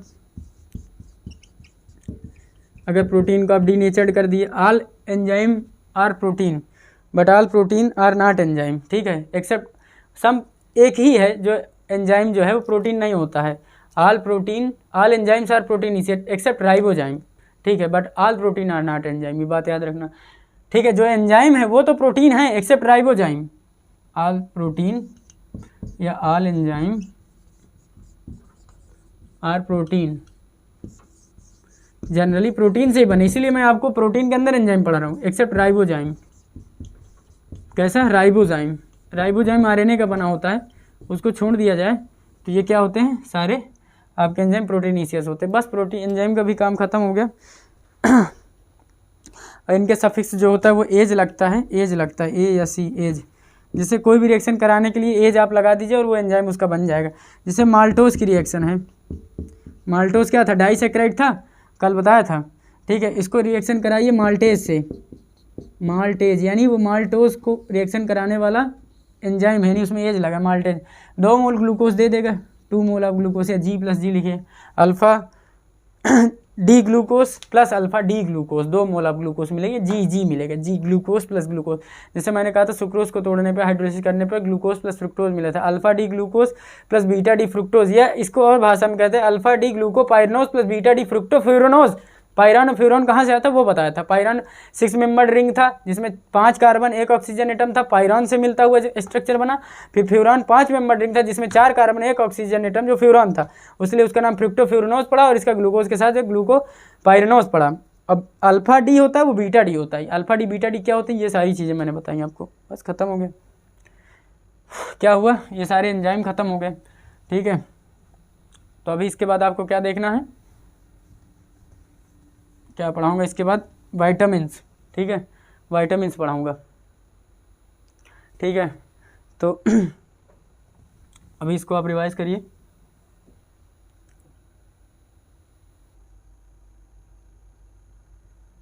तो हम लोगों ने अभी तक पूरा देख लिया, प्रोटीन के बारे में, फिर अमीनो एसिड बताया, अल्फा बीटा गामा डेल्टा कैसी होती है पोजीशन के हिसाब से, on the basis of position of NH2 and COH group पे अल्फा बीटा, इसके बारे में बांटा। Most of the optically active है, ग्लाइसिन को छोड़ दिया जाए तो। फिर उसके बाद आपने क्या पढ़ा उसके बाद आपने based on the position of R group पढ़े, एसिडिक कौन होती है, बेसिक कौन होती है, न्यूट्रल कौन सी होती है, 3 लेटर नोटेशन पढ़ाया, ठीक है, TYR। फिर एसेंशियल नॉन एसेंशियल बताया क्या होती है, VIP हेलमेटिटी, violin, आइसोलेसिन, फेरिनाइन, histidine, आर्जिन, leucine, lysine, tyrosine नहीं, थ्रियोनिन एंड ट्रिप्टोफैन। ये हो गया आपका, हाल में हो गया लफड़ा, यानी हिस्टिडीन आर्जिनिन सेमी एसेंशियल है। ओ यार, सेकंड पार्ट ऑफ बायोमॉलिक्यूल लिखा उसको नहीं रब करना। तो ये सारी चीज़ें मैंने पढ़ा दिया। फिर स्ट्रेकर मेथड प्रिपरेशन बताया, मेथड ऑफ प्रिपरेशन, कुछ प्रॉपर्टीज़ बताई। फिर उसके बाद एंजाइम पढ़ाया, बायोमॉलिक्यूल से बायोकेमिकल कैटलिस्ट भी इन्हें कहते हैं, ठीक है। लॉक एंड की मॉडल के थ्रू फ्रीट होते हैं, एंजाइम सबस्ट्रेट बनता है और आपका एंजाइम एज इट इज़ मिल जाता है, ठीक है। वेरी स्पेसिफिक होते हैं, इनके नाम के पीछे एज लगता है, ये सारी चीज़ें लिखा दिए थे, ठीक है। अब हम लोग को क्या पढ़ना है, हम लोग पूरा प्रोटीन से और अमीनो एसिड से रिलेटेड पढ़ लिए। फिर स्ट्रक्चर भी बताया था, कौन primary secondary tertiary, denaturation of protein बताई थी। डिनेचुरेशन में प्राइमरी स्ट्रक्चर नहीं वो बिगड़ता, बाकी सब बिगड़ जाता है, ठीक है। सेकेंड पार्ट ऑफ बायोमॉलिक्यूल, ये चलो कोई ना, चलो हटाओ, ब्लैक से लिख दें। सेकेंड पार्ट अब बायोमॉलिक्यूल पे चल रहे थे आप, तो अब हम लोग क्या पढ़ेंगे, जैसे मैंने कहा था कार्बोहाइड्रेट पढ़ाया, ख़त्म कर दिया इसको उस पहले लेक्चर में, फिर प्रोटीन अभी आज ख़त्म हुई। अब हम लोग के पास बचा है वाइटामिन्स पढ़ना है और न्यूक्लिक एसिड पढ़ना है। 2 टॉपिक हैं, बहुत छोटे छोटे, ज़्यादा बड़े नहीं, बहुत मेजर टॉपिक ये था, फिर ये एज इट इज सीक्वेंस हम लोग विटामिन्स एंड प्रोटीन्स पढ़ेंगे। ये हेडिंग डालते हैं वाइटामिन्स की, देखिए इसका नाम ही पड़ा विटामिन्स, ठीक है, ES नहीं यस है, क्यों मैं भी बता रहा हूँ। वाइटल प्लस अमीन से मिलकर बना विटामिन्स, वाइटल मतलब होता है जो एसेंशियल हो, प्लस अमीन्स AMINES अमीन्स, ठीक है। पहले रिसर्चर को क्या लगता था, लगता क्या था, वो तो हुआ ही था। पहले रिसर्चर थे जो उन्होंने जब डिस्कवरी करी विटामिन्स की, जो एसेंशियल कंपोनेंट है बॉडी के अंदर, जैसे कार्बोहाइड्रेट है, प्रोटीन है, फैट है, न्यूक्लिक एसिड है, विटामिन्स है, ये सब बहुत एसेंशियल हैं and they play a very big and major role in the metabolism of the human body, तो ये बहुत ज़रूरी थे। तो विटामिन्स में वाइटल प्लस अमीन, जो वाइटल अमीन्स थे उन्हीं को विटामिन्स कह दिया। लेकिन मोस्ट ऑफ द विटामिन्स जो हैं उनमें अमीन ग्रुप ही एब्सेंट था। बाकी पहले की स्टडी क्या थी, वैसे मिला होगा, लेकिन बाद की स्टडी मतलब पहले फर्दर स्टडी में क्या हुआ, आगे चल के ये पाया गया कि most of vitamins does not contain amine group या अमीनो ग्रुप। इसमें अमीनो ग्रुप है ही नहीं है भाई साहब। Most of the amino acid में बाद में लेटर स्टडी में ये पाया गया। ये एनसीईआरटी में लिखा, अपने मन से बात नहीं बता रहा हूँ। तो क्या किया गया, बोले कि इसका जो ई है उसको सफिक्स को ड्रॉप करो, ई को हटा दो और इसको जोड़ के बना दो। तो इसे वाइटल से ये उठा लिए वाइटल VIT और अमीन्स में ई को ड्रॉप करके यस लगा के बना दिए वाइटामिन्स। तो vital amines that amines which are vital for the body are known as vitamins, ठीक है। ये हमारे बॉडी के लिए बहुत ही रिक्वायर्ड होते हैं वाइटामिन्स। तो अब इसके क्लासिफिकेशन के बारे में जो लिखा हुआ है, क्लासिफिकेशन में लिखा हुआ है भाई विटामिन को 2 भागों में बांटे हैं on the basis of solubility in fat and water. अगर फैट सॉल्युबल है तो कौन सा है, वाटर सॉल्युबल है तो कौन सा है, और उनके डेफिशिएंसी सिम्टम क्या हो सकते हैं, वो सारी चीज़ें बताई गई हैं। जैसे मैंने कहा जो फैट सॉल्युबल हैं वो कौन कौन सी हैं। फैट सॉल्युबल में आप ट्रिक याद रखिएगा, कीड़ा KEDA या एडेक याद रखिए, किसी भी तरह ADEK या कीड़ा। अब जो आपके वाटर सॉल्युबल हैं, जो पानी में घुलनशील हैं, वाटर सॉल्युबल हैं, वो है आपका बी कॉम्प्लेक्स इसलिए कहा क्योंकि इसमें B1 B2 B3 B6 B12 ये सब आएगा। और विटामिन सी, ये vitamin B complex and vitamin C are water soluble. बहुत बार तो क्वेश्चन यही आ जाता है, which of the following is not a water soluble, इसमें से कोई एक दिया रहेगा। फिर उसमें पूछ लेगा विच of the following not a water fat soluble, तो फैट सॉल्युबल इसमें से 4 दिया रहेगा, उसमें से कोई एक रहेगा, वो लगा दीजिए। तो क्वेश्चन के हिसाब से आपको सेट कर देना है, ठीक है। कीड़ा और उसका विटामिन बी कॉम्प्लेक्स BC बाजी नहीं, तो कैसा है, BC बाजी होगी तो वाटर सॉल्युबल हो जाएगा, ठीक है। ये आपका वाटर सॉल्युबल है। अब भाई एक एक करके लिखते हैं विटामिन, इसके सारे नाम जो नेक्स्ट टर्म होते हैं, साइंटिफिक टर्म होते हैं, टेक्निकल टर्म होते हैं, वो बहुत बार पूछे जा चुके हैं, आया है। और ये क्वेश्चन देखिए, इसके बारे में B1 B2 B3 को क्या कहते हैं, K को क्या कहते हैं, ये सारी चीज़ें पता है आपको। जो और अदर्स एग्जाम है जैसे सिविल है, SSCs हैं, उसमें सब में क्वेश्चन आते रहते हैं। तो ये जनरल नॉलेज के पॉइंट ऑफ व्यू से बहुत इंपॉर्टेंट है और अपने कोर्स में दिया हुआ, इसलिए छोड़ नहीं सकते। तो ये एक एक करके लिखते हैं। वाइटामिन्स में विटामिन K को क्या कहते हैं, पहले हम लोग फैट सॉल्युबल को पहले ख़त्म कर लेते हैं, ठीक है। फैट सॉल्युबल को ख़त्म कर लेते हैं, पूरा ही रब कर लें, ठीक है। विटामिन K को क्या कहते हैं, फिल्लोक्विनोन। क्या कहते हैं विटामिन K को, फिल्लोक्विनोन। इधर नाम लिखेंगे K, विटामिन का नाम होगा इधर, प्लस इधर लिखेंगे, सोर्स तो लिखेंगे नहीं क्योंकि आते नहीं क्वेश्चन। इधर डेफिशिएंसी क्या होगी, इनकी लैक, इनकी प्रेजेंस नहीं है तो डेफिशिएंसी हो जाएगी। डेफिशिएंसी क्या होगी, इससे विटामिन K का दूसरा नाम क्या है, टेक्निकल टर्म क्या है, इसको फिल्लोक्विनोन कहते हैं। क्या कहते हैं? फिल्लोक्विनोन। क्विनोन टाइप का कंपाउंड पाया गया, इसलिए इसका नाम फिल्लोक्विनोन पड़ा। इसमें क्या होगा? ब्लड क्लॉटिंग टाइम इंक्रीज हो जाएगा। क्या हो जाएगा? ब्लड क्लॉटिंग टाइम इंक्रीज हो जाएगा। ब्लड क्लॉटिंग टाइम इंक्रीज हो जाएगा। Increase in blood clotting time, blood clotting time यानी हीमोरेजिक विटामिन से, मतलब आपकी ब्लड ब्लीडिंग होने की ज़्यादा चांस है। ब्लड क्लॉटिंग ज़्यादा जितना देर में होगा उतना ज़्यादा ब्लड लॉस होगा, यानी जितना जल्दी ब्लड भाई ब्लीडिंग होना क्लॉट हो गया तो ब्लीडिंग रुक गई, जितना देर में रुकेगी उतना ज़्यादा ब्लड लॉस होगा, यानी इंक्रीज ब्लड क्लॉटिंग टाइम इसको बढ़ा देगा। इसलिए इसके इंपॉर्टेंस है भाई, विटामिन के प्रेजेंट होना चाहिए। विटामिन के के बाद क्या आता है आपका? कीड़ा। के के बाद ई आएगा। ई को क्या कहते हैं? साइंटिफिकली टोकोफेरॉल कहते हैं। टोकोफेरॉल, एनसीईआरटी में इसका दूसरा नाम नहीं लिखा है पर लिख लीजिए आप। टोकोफेरॉल क्या होती है? ब्यूटी विटामिन होती है। ये अगर इसकी डिफिशियंसी तो सबसे स्टेरिलिटी करा देगी, और प्लस ये आपका आरबीसी के स्ट्रक्चर को डिफॉर्मिटीज़ पहुंचा सकती, मसल की डिफॉर्मिटीज़, हेयर लॉस वगैरह इसी से हो सकते हैं। कीड़ा डी को क्या कहते हैं? कैल्सीफेरॉल कहते हैं। क्या कहते हैं? कैल्सीफेरॉल। इसमें भी 2 वर्जन होते हैं, कैल्सीफेरॉल में 2 होते हैं, एक कोल कैल्सीफेरॉल होता है, एक एर्गो कैल्सीफेरॉल होता है। जो एर्गो कैल्सीफेरॉल है ये एनिमल वर्जन है, जो कोल कैल्सीफेरॉल है वो प्लांट वर्जन है। इतना नहीं जानना, बस आपको जानना है एर्गो कैल्सीफेरॉल कोल कैल्सीफेरॉल है। कैल्सीफेरॉल नाम से अगर कहीं आ जाए तो समझ लेना विटामिन डी, सनशाइन विटामिन कहते हैं, क्योंकि धूप से मिलती है। अब ये नहीं इसे कि धूप में अब आप 3 बजे दोपहर में पहुँचे कहेंगे ये विटामिन डी लें, तो ऐसा नहीं होता। सनरेज की एक पर्टिकुलर वेवलेंथ से आपको सनशाइन विटामिन मिलती है, सुबह के सनराइज़ होने के बाद और 10 बजे के पहले तक आपको मिलती है। तो आप उससे पहले उठिए और धूप में थोड़ा बहुत रहिए 5-10 मिनट, तो कैल्सीफेरॉल मिले आपको विटामिन डी से। इसको सनशाइन विटामिन कहते हैं, आप लिख सकते हैं सनशाइन विटामिन कहते हैं, धूप से यही मिलती है।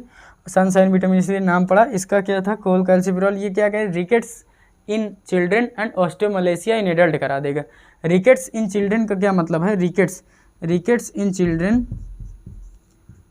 इन चिल्ड्रेन चाइल्ड में अगर बचपना है तो रिकेट्सिया हो जाएगी, और अगर एडल्ट के अंदर हो रहा है तो उसमें क्या हो जाएगा? Osteomalacia. Rickets in children and osteomalacia in adult. Rickets क्या होते हैं? बोन डिफॉर्मिटीज़, बोन का फॉर्म जो होगा चेंज हो जाएगा, बोन डिफॉर्मिटीज़। ऑस्टियोमलेशिया क्या होती है? आपके बोन डेंसिटी डिक्रीज हो जाएगी, बोन डिसोल्यूशन बढ़ जाएगा, और प्लस जॉइंट में पेन होने लगता है। इसी को कहते हैं आपका rickets in adult and osteomalacia in adult. बस ये चीज़ याद रखिए। ये विटामिन डी के कीड़ा। विटामिन ए बचा है। ए को क्या कहते हैं भाई? ये तो बेहद इंपॉर्टेंट है। इसे रेटिनॉल कहते हैं। रेटिनॉल, कभी कभी रेटिनल भी लिखा रहता है, रेटिनॉल। और ये क्या काज करता है? ये इसकी डिफिशियंसी, अगर इसकी डिफिशियंसी विटामिन ए की हो गई तो जीरोथैलेमिया करा देगा। क्या कराएगा? जीरोथैलेमिया। जीरो का मतलब होता है, समझ लीजिए जहाँ पानी नहीं है वहाँ जीरो, यानी हार्डनिंग हो गई। जीरोथैलेमिया मतलब थैलेमोस मतलब आई होता है, ठीक है। थैलेमिया वर्ड आई से रिलेटेड है। तो हार्डनिंग ऑफ कॉर्निया, आँख की जो कॉर्निया है उसकी हार्डनिंग हो जाएगी, और ये रेटिनॉल की वजह से होगी। हार्डनिंग ऑफ कॉर्निया यानी जीरोथैलेमिया, आप लिख लीजिए हार्डनिंग ऑफ कॉर्निया, जीरोथैलेमिया। और नाइट ब्लाइंडनेस, रतौंधी रोग भी इसी से हो जाता है। इसी से क्या होता है? नाइट ब्लाइंडनेस होता है, नाइट ब्लाइंडनेस, रतौंधी रोग विटामिन ए की कमी से। बस इसके सोर्स कैरेट वगैरह है, बहुत अच्छा है विटामिन ई का सोर्स। आप प्रोटीन वगैरह, प्रोटीन इससे जितने हैं, जैसे आप पीनट वगैरह है, ये सारी चीज़ें इसमें मिल जाएंगी। और के लिए आप विटामिन डी के लिए बहुत सारे एग वगैरह हैं, तो सोर्स नहीं पूछता इसलिए मैं लिखाया नहीं। तो ये आपका फैट सॉल्युबल खत्म हुआ है, ठीक है। ये क्या हुआ है? Fat soluble. इसमें कीड़ा बताया KEDA, फैट सॉल्युबल। ये फैट सॉल्युबल खत्म हुआ है। इसके दूसरे नाम क्या है ये बहुत इंपॉर्टेंट है। कौन सा? फिल्लोक्विनोन, कौन सा? Tocopherol, calciferol, sunshine vitamin, retinol. इसमें क्या क्या हो सकती है वो बताया मैंने। अब हम विटामिन बी कॉम्प्लेक्स की बात करेंगे। विटामिन बी कॉम्प्लेक्स में B1, B2, B3, B6, B7, B9 भी होता है, लेकिन वो है नहीं और ज़्यादा नहीं पूछा जाता, लेकिन लिखा दूंगा। और उसके बाद आप पढ़ेंगे विटामिन B12, ठीक है। विटामिन B12 बस ख़त्म हो गया। विटामिन H बायोटिन को कहते हैं, ठीक है। तो हम लोग अब चलेंगे वाटर सॉल्युबल में। वाटर सॉल्युबल में क्या है? बी कॉम्प्लेक्स है, सी है। इसका लिखाएंगे, इसमें डिफिशियंसी से क्या होता है ये लिखाएंगे, और नाम क्या है टेक्निकल टर्म वो ज़रूरी है। अच्छा, बी जितने बी कॉम्प्लेक्स हैं इनके नाम ज़्यादा आने के चांस रहते हैं, ठीक है। B1 को क्या कहते हैं, B2 को क्या कहते हैं, B3 को क्या कहते हैं, ये सब ज़्यादा आने के चांसेस रहते हैं। इससे जो अब वाटर सॉल्युबल पे चल रहे हैं हम लोग, ठीक है। ये वाटर सॉल्युबल है, वाटर सॉल्युबल, वो वसा में घुलनशील था, ये जल में घुलनशील है। तो इधर विटामिन का नाम लिखेंगे, इधर इसका टेक्निकल टर्म लिखेंगे, टेक्निकल टर्म उसे क्या कहते हैं और उसकी डेफिशिएंसी क्या है, डेफिशिएंसी क्या है। जैसे विटामिन B1 से ही शुरू करते हैं,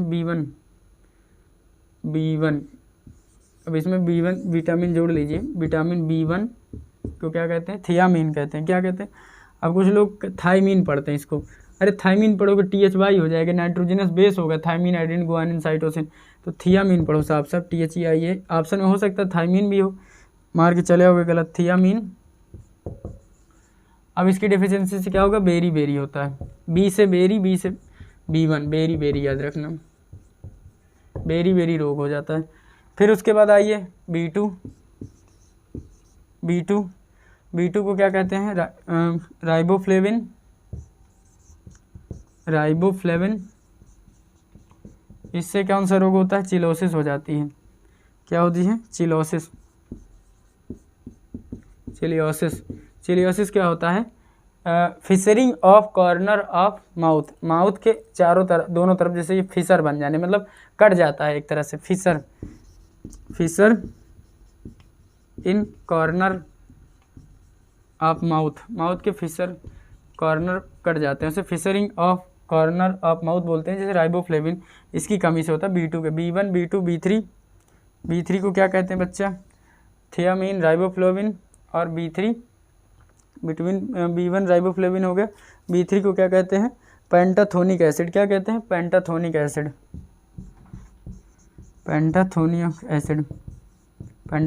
एसिड। इससे क्या होगा, डर्माइटिस हो जाएगी। क्या होगी, डर्माइटिस। आइटिस का मतलब होता है इन्फ्लेमेशन, डर्मा का मतलब स्किन में इन्फ्लेमेशन डर्माइटिस कहलाती है। What is the symptoms of itis, मतलब कहीं भी लगा हो, कॉर्ना जैसे कंजक्टिवाइटिस, कंजक्टिवा में आइटिस वर्ड कहीं भी लगा वो इन्फ्लेमेशन होता है। तो ठीक है आइटिस, लेकिन इसके कुछ सिम्टम्स होते हैं जो इन्फ्लेमेशन, जैसे उसमें 4-5 चीज़ें होंगी, rubor, calor, dolor, loss of फंक्सियोलिशा। रोबर का मतलब हीट होगी, कॉलर कैलोरी हीट प्रोड्यूस होगी, रोबर रेडनेस होगी, रोबर कॉलर डॉलर हीट होगी, वह लॉस ऑफ फंक्शनलिज्म, वो उस स्थान में लगता है वो टेम्परेरी फंक्शन को लॉस कर चुका है जहाँ में इन्फ्लेमेशन होगी। तो ये सारे फंक्शन है, बेरी बेरी, चिलियोसिस, डर्माइटिस। फिर B3, B1, B2, B3, फिर B6 है, ठीक है। B6 नियासिन कहते हैं इसे, नियासिन, ये आपकी बायो में दी हुई है नियासिन, B6 को कहते हैं, ठीक है, विटामिन B6। तो बस आप इतना पहले याद करिए, B1, B2, B3, B6, और B6 से पेलेग्रा होता है। क्या होता है, पेलेग्रा। B5, B3 के बाद B5 लिखिए, एक स्किप हो जाएगा फिर। B5 को नियासिन, इसमें होता है पेलेग्रा रोग, ठीक है। बस ये ख़त्म हो गया। इसके बाद हम लोग B6 चलेंगे, फिर B12 है, B6, B7 भी, B9 भी है, लेकिन वो पढ़ाना नहीं, ठीक है। B6 कन्वल्सन कराएगा, इसको क्या कहते हैं, पेरिडॉक्सिन, ठीक है। चलें, B6 पेरिडॉक्सिन, यहीं रफ करके लिखते हैं,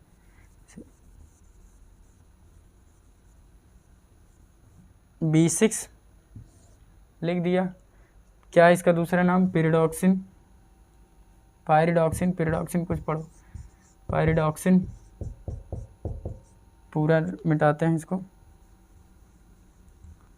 पेरिडॉक्सिन। ये क्या कराएगा, कन्वल्सन मतलब होता है सडन लॉस हो जाता है या ट्रिमर इन द बॉडी हो जाती है, मतलब आप वो लॉस कर चुके होंगे कॉन्शियसनेस, ठीक है, कन्वल्सन कहलाता है। पेरिडॉक्सिन कन्वल्सन कराएगा, कन्वल्सन एकदम NCERT का, इसलिए छोड़ नहीं सकते, मान लो मूड हो गया पूछने का। B6, B7 को बायोटिन कहते हैं, ये है नहीं आपके NCERT में, इसलिए इसका वो नहीं दिखाएंगे डिफिशिएंसी। बायोटिन, इसी को विटामिन H भी कहते हैं, विटामिन H बायोटिन ही है। B7 के बाद B9 भी है, B9 फोलेट कहते हैं इसे, ये भी बाहर का है, अगर आप याद कर पाओ तो ठीक है, फोलेट कहते हैं। उसके बाद B12 है, B12 पूरा लिखते हैं, विटामिन B12 देखिए इसे कोबालामाइन कहते हैं, कोबाल्ट कंटेनिंग। ये आपके जब आप कोऑर्डिनेशन एंड कंपाउंड में इंपॉर्टेंस आपको पढ़ेंगे, इंपॉर्टेंस में जब क्लोरोफिल के साथ क्या है, मैग्नीशियम है, आयरन, हीमोग्लोबिन में है, वहाँ पढ़िए cobalt containing cobalamine, cyano cobalamine, ठीक है, cobalt containing vitamin B12। Pernicious anaemia करा लेता है, इसको आपको लिखना है कन्वा, परनीसियस एनीमिया, परनिकस एनीमिया कुछ लोग पढ़ते हैं, कुछ लोग परनीसियस पढ़ते हैं, परनीसियस एनीमिया हो जाती है, यानी ऐसी एनीमिया जिसमें आरबीसी स्प्लिट हो जाती है, टूटने लगती हैं, उसे परनीसियस एनीमिया कहते हैं। इसकी कमी से होता है विटामिन B12। B6 को पेरोक्सिन कहा, B7 को बायोटिन कहा, विटामिन H भी कहते हैं, B9 को फोलेट कहा, B12 को ये कहा। ये रिलेटेड टू बायो, ये आपके क्या थे, विटामिन B कॉम्प्लेक्स खत्म हुए हैं, अभी विटामिन B कॉम्प्लेक्स हुए, बी से अब विटामिन C बचा हुआ। विटामिन C को क्या कहते हैं, एस्कॉर्बिक एसिड, बिल्कुल याद रखना, इंपॉर्टेंट है, विटामिन C एस्कॉर्बिक एसिड, इसका टेक्निकल नाम एस्कॉर्बिक एसिड, एस्कॉर्बिक एसिड। और इससे क्या होगा, स्कर्वी रोग होगा। क्या होगा, स्कर्वी, स्टार बना लो, बहुत इंपॉर्टेंट है। विटामिन B कॉम्प्लेक्स में B से किसी से पूछे तो C से पूछ लेता है। बस ख़त्म हो गया आपके विटामिन C, बस इससे ज़्यादा कुछ नहीं पढ़ाऊँगा। इसके बाद हम लोग न्यूक्लिक एसिड पढ़ेंगे, थोड़ा छोटा सा टॉपिक है न्यूक्लिक एसिड, फिर टॉपिक को ख़त्म करेंगे। तो वाटर सॉल्युबल, फैट सॉल्युबल के बेसिस पे बताया, फैट सॉल्युबल जो होता है कीड़ा KED या ED, आप याद रखिए, vitamin A, vitamin D, vitamin E, vitamin K, एडक याद, किसी भी तरीके से आप याद रखिए। और vitamin B complex, vitamin C छोड़ दें तो सब फैट सॉल्युबल हैं, ये 2 वाटर सॉल्युबल हैं। इसमें क्या है, B1, B2, B3, B5, B6 और फिर आपका B7, B9 और B12, सबके नाम बताया, किससे क्या डेफिशिएंसी हो सकती है वो बता दिया, ठीक है। अब इसके बाद कुछ बच रहा है, नहीं बच रहा है। विटामिन में इतना ही चीज़ याद रखना, वाइटल अमीन्स को विटामिन इसका ई ड्रॉप करके नाम लिया गया, क्योंकि इसके बाद कुछ अमीनो ग्रुप थे ही नहीं बहुत सारे में।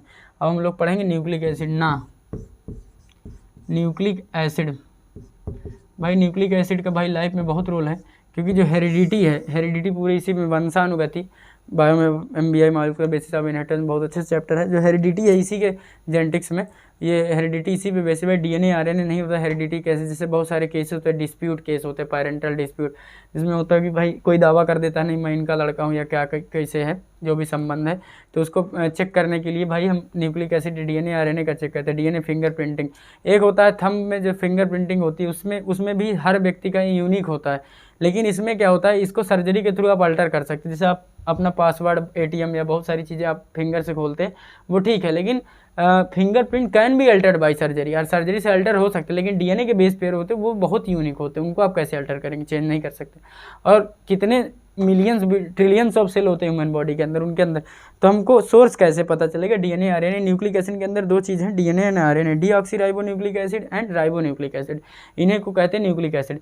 तो अब इनका सोर्स कैसे होगा, हम किसी सेल को लेंगे और उसको फाड़ेंगे, क्या करेंगे, सेल लिए उसको फाड़ दिया, सेल के अंदर हमें बहुत सारे सेल ऑर्गेनेली मिलेंगे, उनको हमको हटाना है, हमें उसमें से एक देखना है कि हमारा न्यूक्लियस कहाँ है, न्यूक्लियस में जाएंगे, यानी सेल को फाड़े तो न्यूक्लियस आया, न्यूक्लियस में देखेंगे एक थ्रेड लाइक स्ट्रक्चर, क्रोमोसोम है, वहाँ से उठाएंगे DNA या DNA, ठीक है। तो यहाँ सोर्स मिल गया DNA। अब हम लोग इसे देखते हैं कि DNA का अगर हम हाइड्रोलाइसिस करते हैं, DNA या RNA का हाइड्रोलिसिस करते हैं तो हमें क्या मिलता है, ठीक है, या न्यूक्लिक एसिड के हाइड्रोलिसिस से हमें क्या मिलेगा, ठीक है, DNA/RNA, इसका अगर हम हाइड्रोलिसिस करा दें, NCERT में ये लिखा हुआ है आपका पूरा पैराग्राफ, इसका हाइड्रोलिसिस करा दें तो आपको क्या मिलता है, DNA RNA से नाइट्रोजिनस बेस मिलते हैं, नाइट्रोजिनस बेस DNA के RNA के क्या होते हैं अभी बताता हूँ। फिर पेंटोज शुगर मिलता है, भाई DNA है तो डीऑक्सीराइबोज शुगर मिलेगा, 2-डीऑक्सीराइबोज, बीटा और अल्फा क्या होता है ये कल समझाया, बीटा 2-डीऑक्सीराइबोज मिलेगा, उसमें राइबोज शुगर मिलेगी, ठीक है, RNA में। तो पेंडेज शुगर, फिर उसके बाद आपको मिलेगा फास्फोरिक एसिड, अगर फास्फोरिक एसिड गलत नहीं बोलना, पर फास्फोडाइस्टर मिलता है। फॉस्फेट के 2 ईस्टर बॉन्ड इसमें काम आते हैं, फास्फोडाइस्टर, तो फास्फोरिक एसिड मिलता है। फास्फोरिक एसिड का क्या होता है, ये H डबल बॉन्ड OH ये होता है, यहाँ पे एक ऑक्सीजन, तो ठीक है, इसका एक H निकाल दिए और इस पर क्या लगा दिया, फॉस्फेट ग्रुप, ठीक है, एक निकाल के मोनोफॉस्फोरिक, इसमें दोनों H को गायब करके लगा दिया डाईफॉस्फोरिक एसिड, तो हाँ ईस्टर ग्रुप लगा दिया ना, ईस्टर ग्रुप लगाए, तो ये आपका मोनोफॉस्फोरिक डाईफॉस्फोरिक ये बन जाता है। तो यहाँ डाईफॉस्फोरिक एसिड होती है एक्चुअली, या आप कह सकते हैं फास्फोरिक एसिड में बाईफॉस्फेट ईस्टर, ठीक है, कोई दिक्कत नहीं है, आप लोग समझ रहे हो। R ग्रुप लगा दो, फॉस्फेट ईस्टर, हाँ जितने R लगाओगे, जैसे यहाँ एक R लगाए मोनोफॉस्फेट ईस्टर, 2 लगा दिए डाई, मतलब OH को हटा के एक R लगाना, ट्राईफॉस्फेट ईस्टर, जो यहाँ काम का है वो 2 वाला है, मतलब बाईफॉस्फेट ईस्टर, तो यहाँ OH लगा रहने दो, एक H हटाना नहीं हमें, ठीक है। तो बस फास्फोरिक एसिड हो गया। तो अब क्या होता है पेंटोस शुगर, क्या होता है आपके नाइट्रोजिनस बेस, वो हम देखते हैं। पहले हम लोग देखेंगे नाइट्रोजिनस बेस क्या होते हैं। डीएनए के अंदर जो नाइट्रोजिनस बेस होते हैं, डीएनए के अंदर नाइट्रोजिनस बेस वो होते हैं क्या, प्यूरीन और पिरामिडीन, दोनों में है। प्यूरीन होगा एक और एक होगा पिरामिडीन, प्यूरीन पिरामिडीन। इसमें एडेनिन गुआनिन होगा, क्या होगा, एडेनिन प्लस गुआनिन। इसमें थाइमिन और साइटोसिन होगी पिरामिडीन। लेकिन यही केस अगर आरएनए का है तो बदल जाएगा, थोड़ा सा चेंज आएगा, बस एक बेस पेयर का, आरएनए की जगह एक बेस पेयर चेंज होगी। प्यूरीन एडेनिन गुआनिन सेम होगी, प्यूरीन एडेनिन प्लस गुआनिन ही होगी,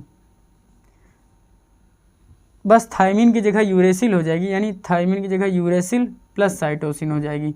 तो कहाँ चेंज आएगा, थाइमिन की जगह यूरेसिल, यानी uracil base pair is present in RNA only and thymine is present only in DNA, other 3 base pair are same in both DNA and RNA. बस ये समझ गए, ये आप बायो में बहुत अच्छे समझे हैं, बस इससे ज़्यादा और क्या बताना इसमें।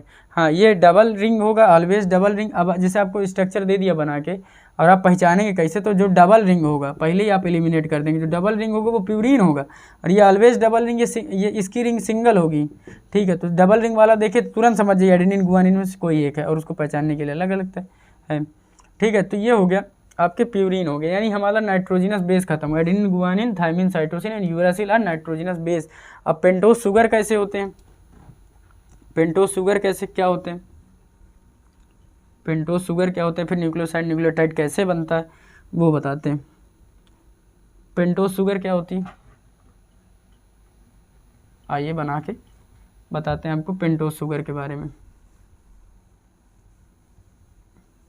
देखिए जैसे पेंटोस शुगर मैं बना रहा हूँ, पेंटोस शुगर अभी उस दिन स्ट्रक्चर बनाया था, पूरा एक एक दिखाया था आपको।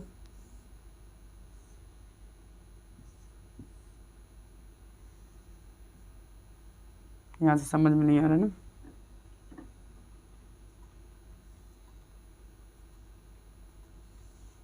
ठीक है, ये हो गया।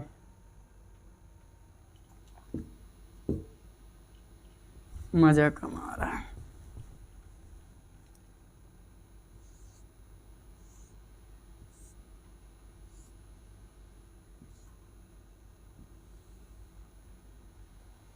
बस ये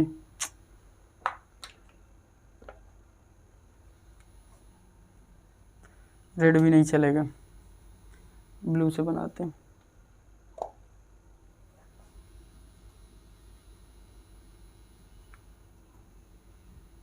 अप एंड डाउन ये सब बताया था पूरा, ठीक है।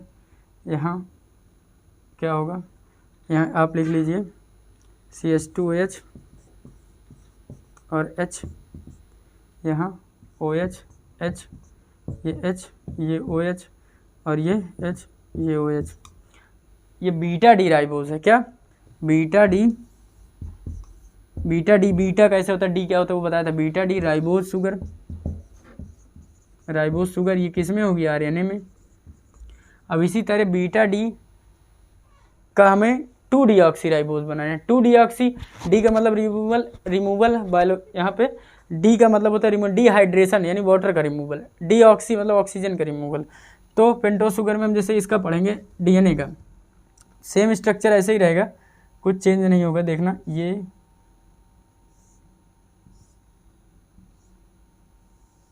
बस आप देखते रहिए। इसके सेकंड पोजीशन पे क्या होगा, देखिए सेकंड पोजीशन ये है 1, ये फर्स्ट कार्बन, ये सेकंड कार्बन। सेकंड कार्बन में छेड़खानी हो गई, OH H था, यहाँ पे H और OH था ना, यहाँ H है और यहाँ भी H है, यानी O ऑक्सीजन का रिमूवल हो गया। फिर बाकी सब ऐसे ही है, H OH और इधर CH2OH H और H। देखिए यहाँ पे सेकंड पोजीशन पे ये फर्स्ट कार्बन है, ये सेकंड कार्बन है, ठीक है। यहाँ पे ऑक्सीजन का रिमूवल हो गया यानी 2 डीऑक्सी, तो we can say that this is beta D 2 deoxyribose, this is found in what, this will found in DNA and this will found in RNA, यानी नाइट्रोजिनस बेस उठा लीजिए आप प्लस शुगर, पेंटोस शुगर में भी beta D, ribose sugar में भी beta D 2 oxyribose, जो उठा लीजिए। जैसे आप राइबोज उठा लिए तो आरएनए बना लेंगे, अब डीएनए बनाना तो उसके आपको पेंटोस शुगर में बीटा डी 2 डीऑक्सीराइबोज, यानी आप नाम एक ही बोलिए। जैसे डीएनए का नाम क्यों पड़ा, deoxyribose sugar, deoxyribo nucleic acid, और इसका आरएनए का राइबोज न्यूक्लिक एसिड पड़ा, नाम फुल फॉर्म इसलिए पड़ा। तो बस इसी में क्या करना है, आपको बेस चिपकाना है। अब कैसे बनाएंगे आप इसी में बेस चिपका दीजिए, nitrogenous base plus sugar equal to क्या बनता है, इसे न्यूक्लिक एसिड हटा रहे हैं, आपको जनरल समझना है। एक होता है न्यूक्लियोसाइड, एक होता है न्यूक्लियोटाइड। क्या, एक होता है न्यूक्लियोसाइड, एक होता है न्यूक्लियोटाइड। तो न्यूक्लियोसाइड में क्या होंगे, नाइट्रोजिनस बेस होंगे प्लस पेंटोस शुगर होगी, पेंटोस शुगर होगा। इसको क्या कह देंगे हम, nitrogenous base plus pentose sugar, ये क्या है आपका न्यूक्लियोसाइड है। यहीं अगर हमें न्यूक्लियोटाइड बनाना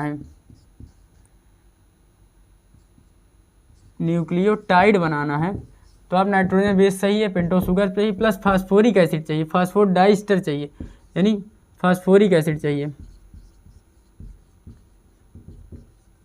तभी बना पाएंगे आप। तो अब हमें नाइट्रोजिनस बेस यहाँ पे आपको चिपका देना है ये प्राइम में। अब मैं ये शुगर हटने वाली है भैया, न्यूक्लियोसाइड आएगा, ठीक है। ये हटाइए और इसी को न्यूक्लियोसाइड बनाइए, आप लोग अलग कॉपी में बनाएंगे, ठीक है, उसी में नहीं चिपका देंगे। फिर आप कहे कि H की जगह यहाँ बेस लगाएंगे और यहाँ भी बेस लगा देंगे, बन गया आपका न्यूक्लियोसाइड, ठीक है। अब आप कहेंगे साहब न्यूक्लियोटाइड बनाना चाहते हैं, तो कोई बात नहीं, आप न्यूक्लियोटाइड बनाइए, OH हटाइए, CH2 के साथ यहाँ जोड़ दीजिए, एक के साथ बना के दिखा देते, वैसे दोनों में बनेंगे, एक का हटा रहे हैं, ठीक है, ठीक है। उसमें आप न्यूक्लियोटाइड जोड़िए, ये है, जैसे ये CH2OH है तो मैं इसको क्या कर सकता हूँ, अरे यार CH2OH को आप ऐसे लिख सकते हैं, CH2OH ये लिख सकते हैं। अब इसी OH को निकाल के, इसी H को निकाल के आप, O ये है, इसको निकाल के आप P फास्फोरस से डबल बॉन्ड O ये PO4 2 माइनस लगा दिए 5 प्राइम पे, 1 2 3 4 5, 1 2 3 4 प्राइम पे आया, ये 5 हुआ ना, तो 5 प्राइम पे आपने लगा दिया ये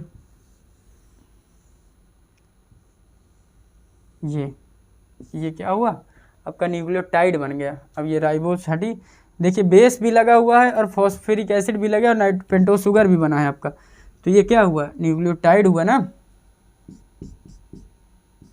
न्यूक्लियोटाइड हुआ, बस खत्म हो गया न्यूक्लियोटाइड। न्यूक्लियोटाइड क्या होती है, nucleotide join together through 3' to 5' prime through phosphate linkage to form polynucleotide. अच्छा, डीएनए आरएनए किससे मिले, डीएनए आरएनए पूरा पॉलीमर है, किससे मिलकर, पॉलीन्यूक्लियोटाइड। न्यूक्लियोटाइड क्या होता है, nitrogenous base plus pentose sugar plus phosphoric acid nucleotide है। केवल न्यूक्लियोसाइड बनाना है तो नाइट्रोजन बेस प्लस शुगर यानी फास्फोरिक एसिड कहता है जी, ये न्यूक्लियोसाइड बन जाएगा, ठीक है। ये हो गया पूरा न्यूक्लियोटाइड, एक न्यूक्लियोटाइड बन गया। इसमें जैसा बेस पेयर होगा और जैसी बाकी शुगर, जैसे आपका पेंटोज है, पेंटोज शुगर में कौन है 2-डीऑक्सी है यहाँ पे, तो ये डीएनए के बनेगा। और आरएनए का बनाना है तो फिर यहाँ पे OH लगा देना, और पूरा यहाँ पे बेस भी आप यूरेसिल लगाना है तो आरएनए बनेगा। ठीक है, बस ऐसे ही छेड़खानी आप करते करते बना लोगे। तो इसमें एक लाइन लिखना है, न्यूक्लियोटाइड ज्वाइन टुगेदर, कहाँ लिख दें, न्यूक्लियोटाइड ज्वाइन टुगेदर थ्रू, यहाँ पे लिखिए अलग पेन से, यहाँ से न्यूक्लियोटाइड ज्वाइन टुगेदर, नोट है ये, nucleotide join together 3' to 5' prime, 3' to 5' through nucleotide chain, through polynucleotide chain and form polynucleotide, ऐसे करते जोड़ते जाइए, पॉलीन्यूक्लियोटाइड बन जाएगा, पॉलीन्यूक्लियोटाइड एंड फर्दर फॉर्म, आगे चल के ये बनाएगा nucleic acid through nucleotide, through बस nucleotide join together 3' to 5' prime में जोड़ दिए जाते हैं थ्रू फॉस्फेट लिंकेज, जगह की वजह से नहीं लिखा, फॉस्फेट लिंकेज लिख लीजिए आप, फॉस्फेट लिंकेज है ये। ठीक है, nucleotide join together 3' through phosphate linkage and form polynucleotide, पहले बनाएंगे पॉलीन्यूक्लियोटाइड से ही आपका क्या बनेगा, आपका न्यूक्लिक एसिड। यानी न्यूक्लिक एसिड के अंदर क्या होगा, पॉलीन्यूक्लियोटाइड होगा। पॉलीन्यूक्लियोटाइड किससे बना होगा, न्यूक्लियोटाइड बनता है आपके nitrogenous base plus pentose sugar plus आपके फॉस्फोरिक एसिड से। उसमें से अगर एक फॉस्फोरिक हटा देंगे न्यूक्लियोसाइड बन जाएगी। न्यूक्लियोसाइड क्या होता है, सेल, पहले सेल लिए उसके अंदर सेल फाड़े के अंदर बहुत सारे सेल ऑर्गेनेल मिले, उसके अंदर हम गए न्यूक्लियस के अंदर कुछ डीएनए निकले, उसके अंदर से पॉलीन्यूक्लियोटाइड पूरा कंपोनेंट मिला। उसके अंदर क्या था, न्यूक्लियोटाइड पूरा मिलके बना होगा nitrogenous base plus pentose sugar plus phosphoric acid से। ठीक है, डीएनए के बेस पेयर क्या था, एडेनिन गुआनिन थाइमिन था, और इधर साइटोसिन था, उसमें क्या था, यूरेसिल था। आरएनए में यूरेसिल चेंज कर देना, ये गुआनिन एडेनिन प्यूरिन, ठीक है, adenine guanine thymine cytosine uracil, ये सब था। तो ये खत्म हुआ आपका बच्चा। पेंटोज शुगर में कौन से थे, 2-डीऑक्सी राइबोज लगा है, डीएनए की है। राइबोज शुगर है तो आरएनए की है। ये सारी चीज़ें खत्म हो गई आपकी डीएनए आरएनए, यानी मैं पढ़ा दिया पूरा complete biomolecules of the chemistry, इसलिए आपका चैप्टर होता है complete. Wish you very very warm welcome. पढ़ते रहिए आप लोग और बने रहिए हम लोग के उत्सव ऑनलाइन चैनल पे।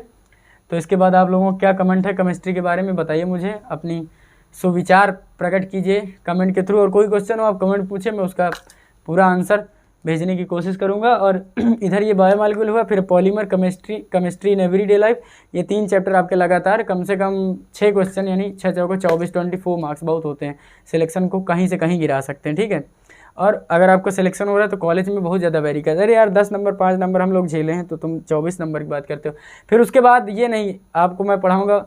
और हाँ, इसके कुछ चैप्टर जो है जिससे बायोमॉलिक्यूल्स, तो बायोलॉजी में भी आपके यूज हो जाएंगे, वहाँ से भी क्वेश्चन आप टैकल कर सकते हैं। केमिस्ट्री इन एवरीडे लाइफ, फिर उधर आपका environmental chemistry, surface chemistry, solid state, ये सब मैं पढ़ाऊँगा। जो भी आप कहेंगे उसके बाद जो चैप्टर कहेंगे, जैसे आपके इनऑर्गेनिक बहुत टफ लगते हैं कोई भी, जैसे आपका ये आपकी केमिकल बॉन्डिंग बहुत इंपॉर्टेंट चैप्टर है, अगर ये कहेंगे ये पढ़ा देंगे। पीरियोडिक टेबल पढ़ा सकते हैं आपको, कोऑर्डिनेशन केमिस्ट्री से बहुत सारे क्वेश्चन आते हैं, एस ब्लॉक से बहुत आते हैं, पी ब्लॉक से आते हैं, डीएनए ब्लॉक, यानी इनऑर्गेनिक ऑर्गेनिक पूरी बता सकता हूँ। इधर अमीन वगैरह कार्बोनिल कंपाउंड, तो आप इंजॉय करिए। बस ये समझिए, अपना साथ और अपना जो बड़े हैं वो आशीर्वाद बनाए रखिए, और उत्सव ऑनलाइन देखिए कहाँ से कहाँ पहुँच रहा है बहुत जल्द आपके साथ। तो बने रहिए और पढ़ते रहिए। थैंक यू, धन्यवाद।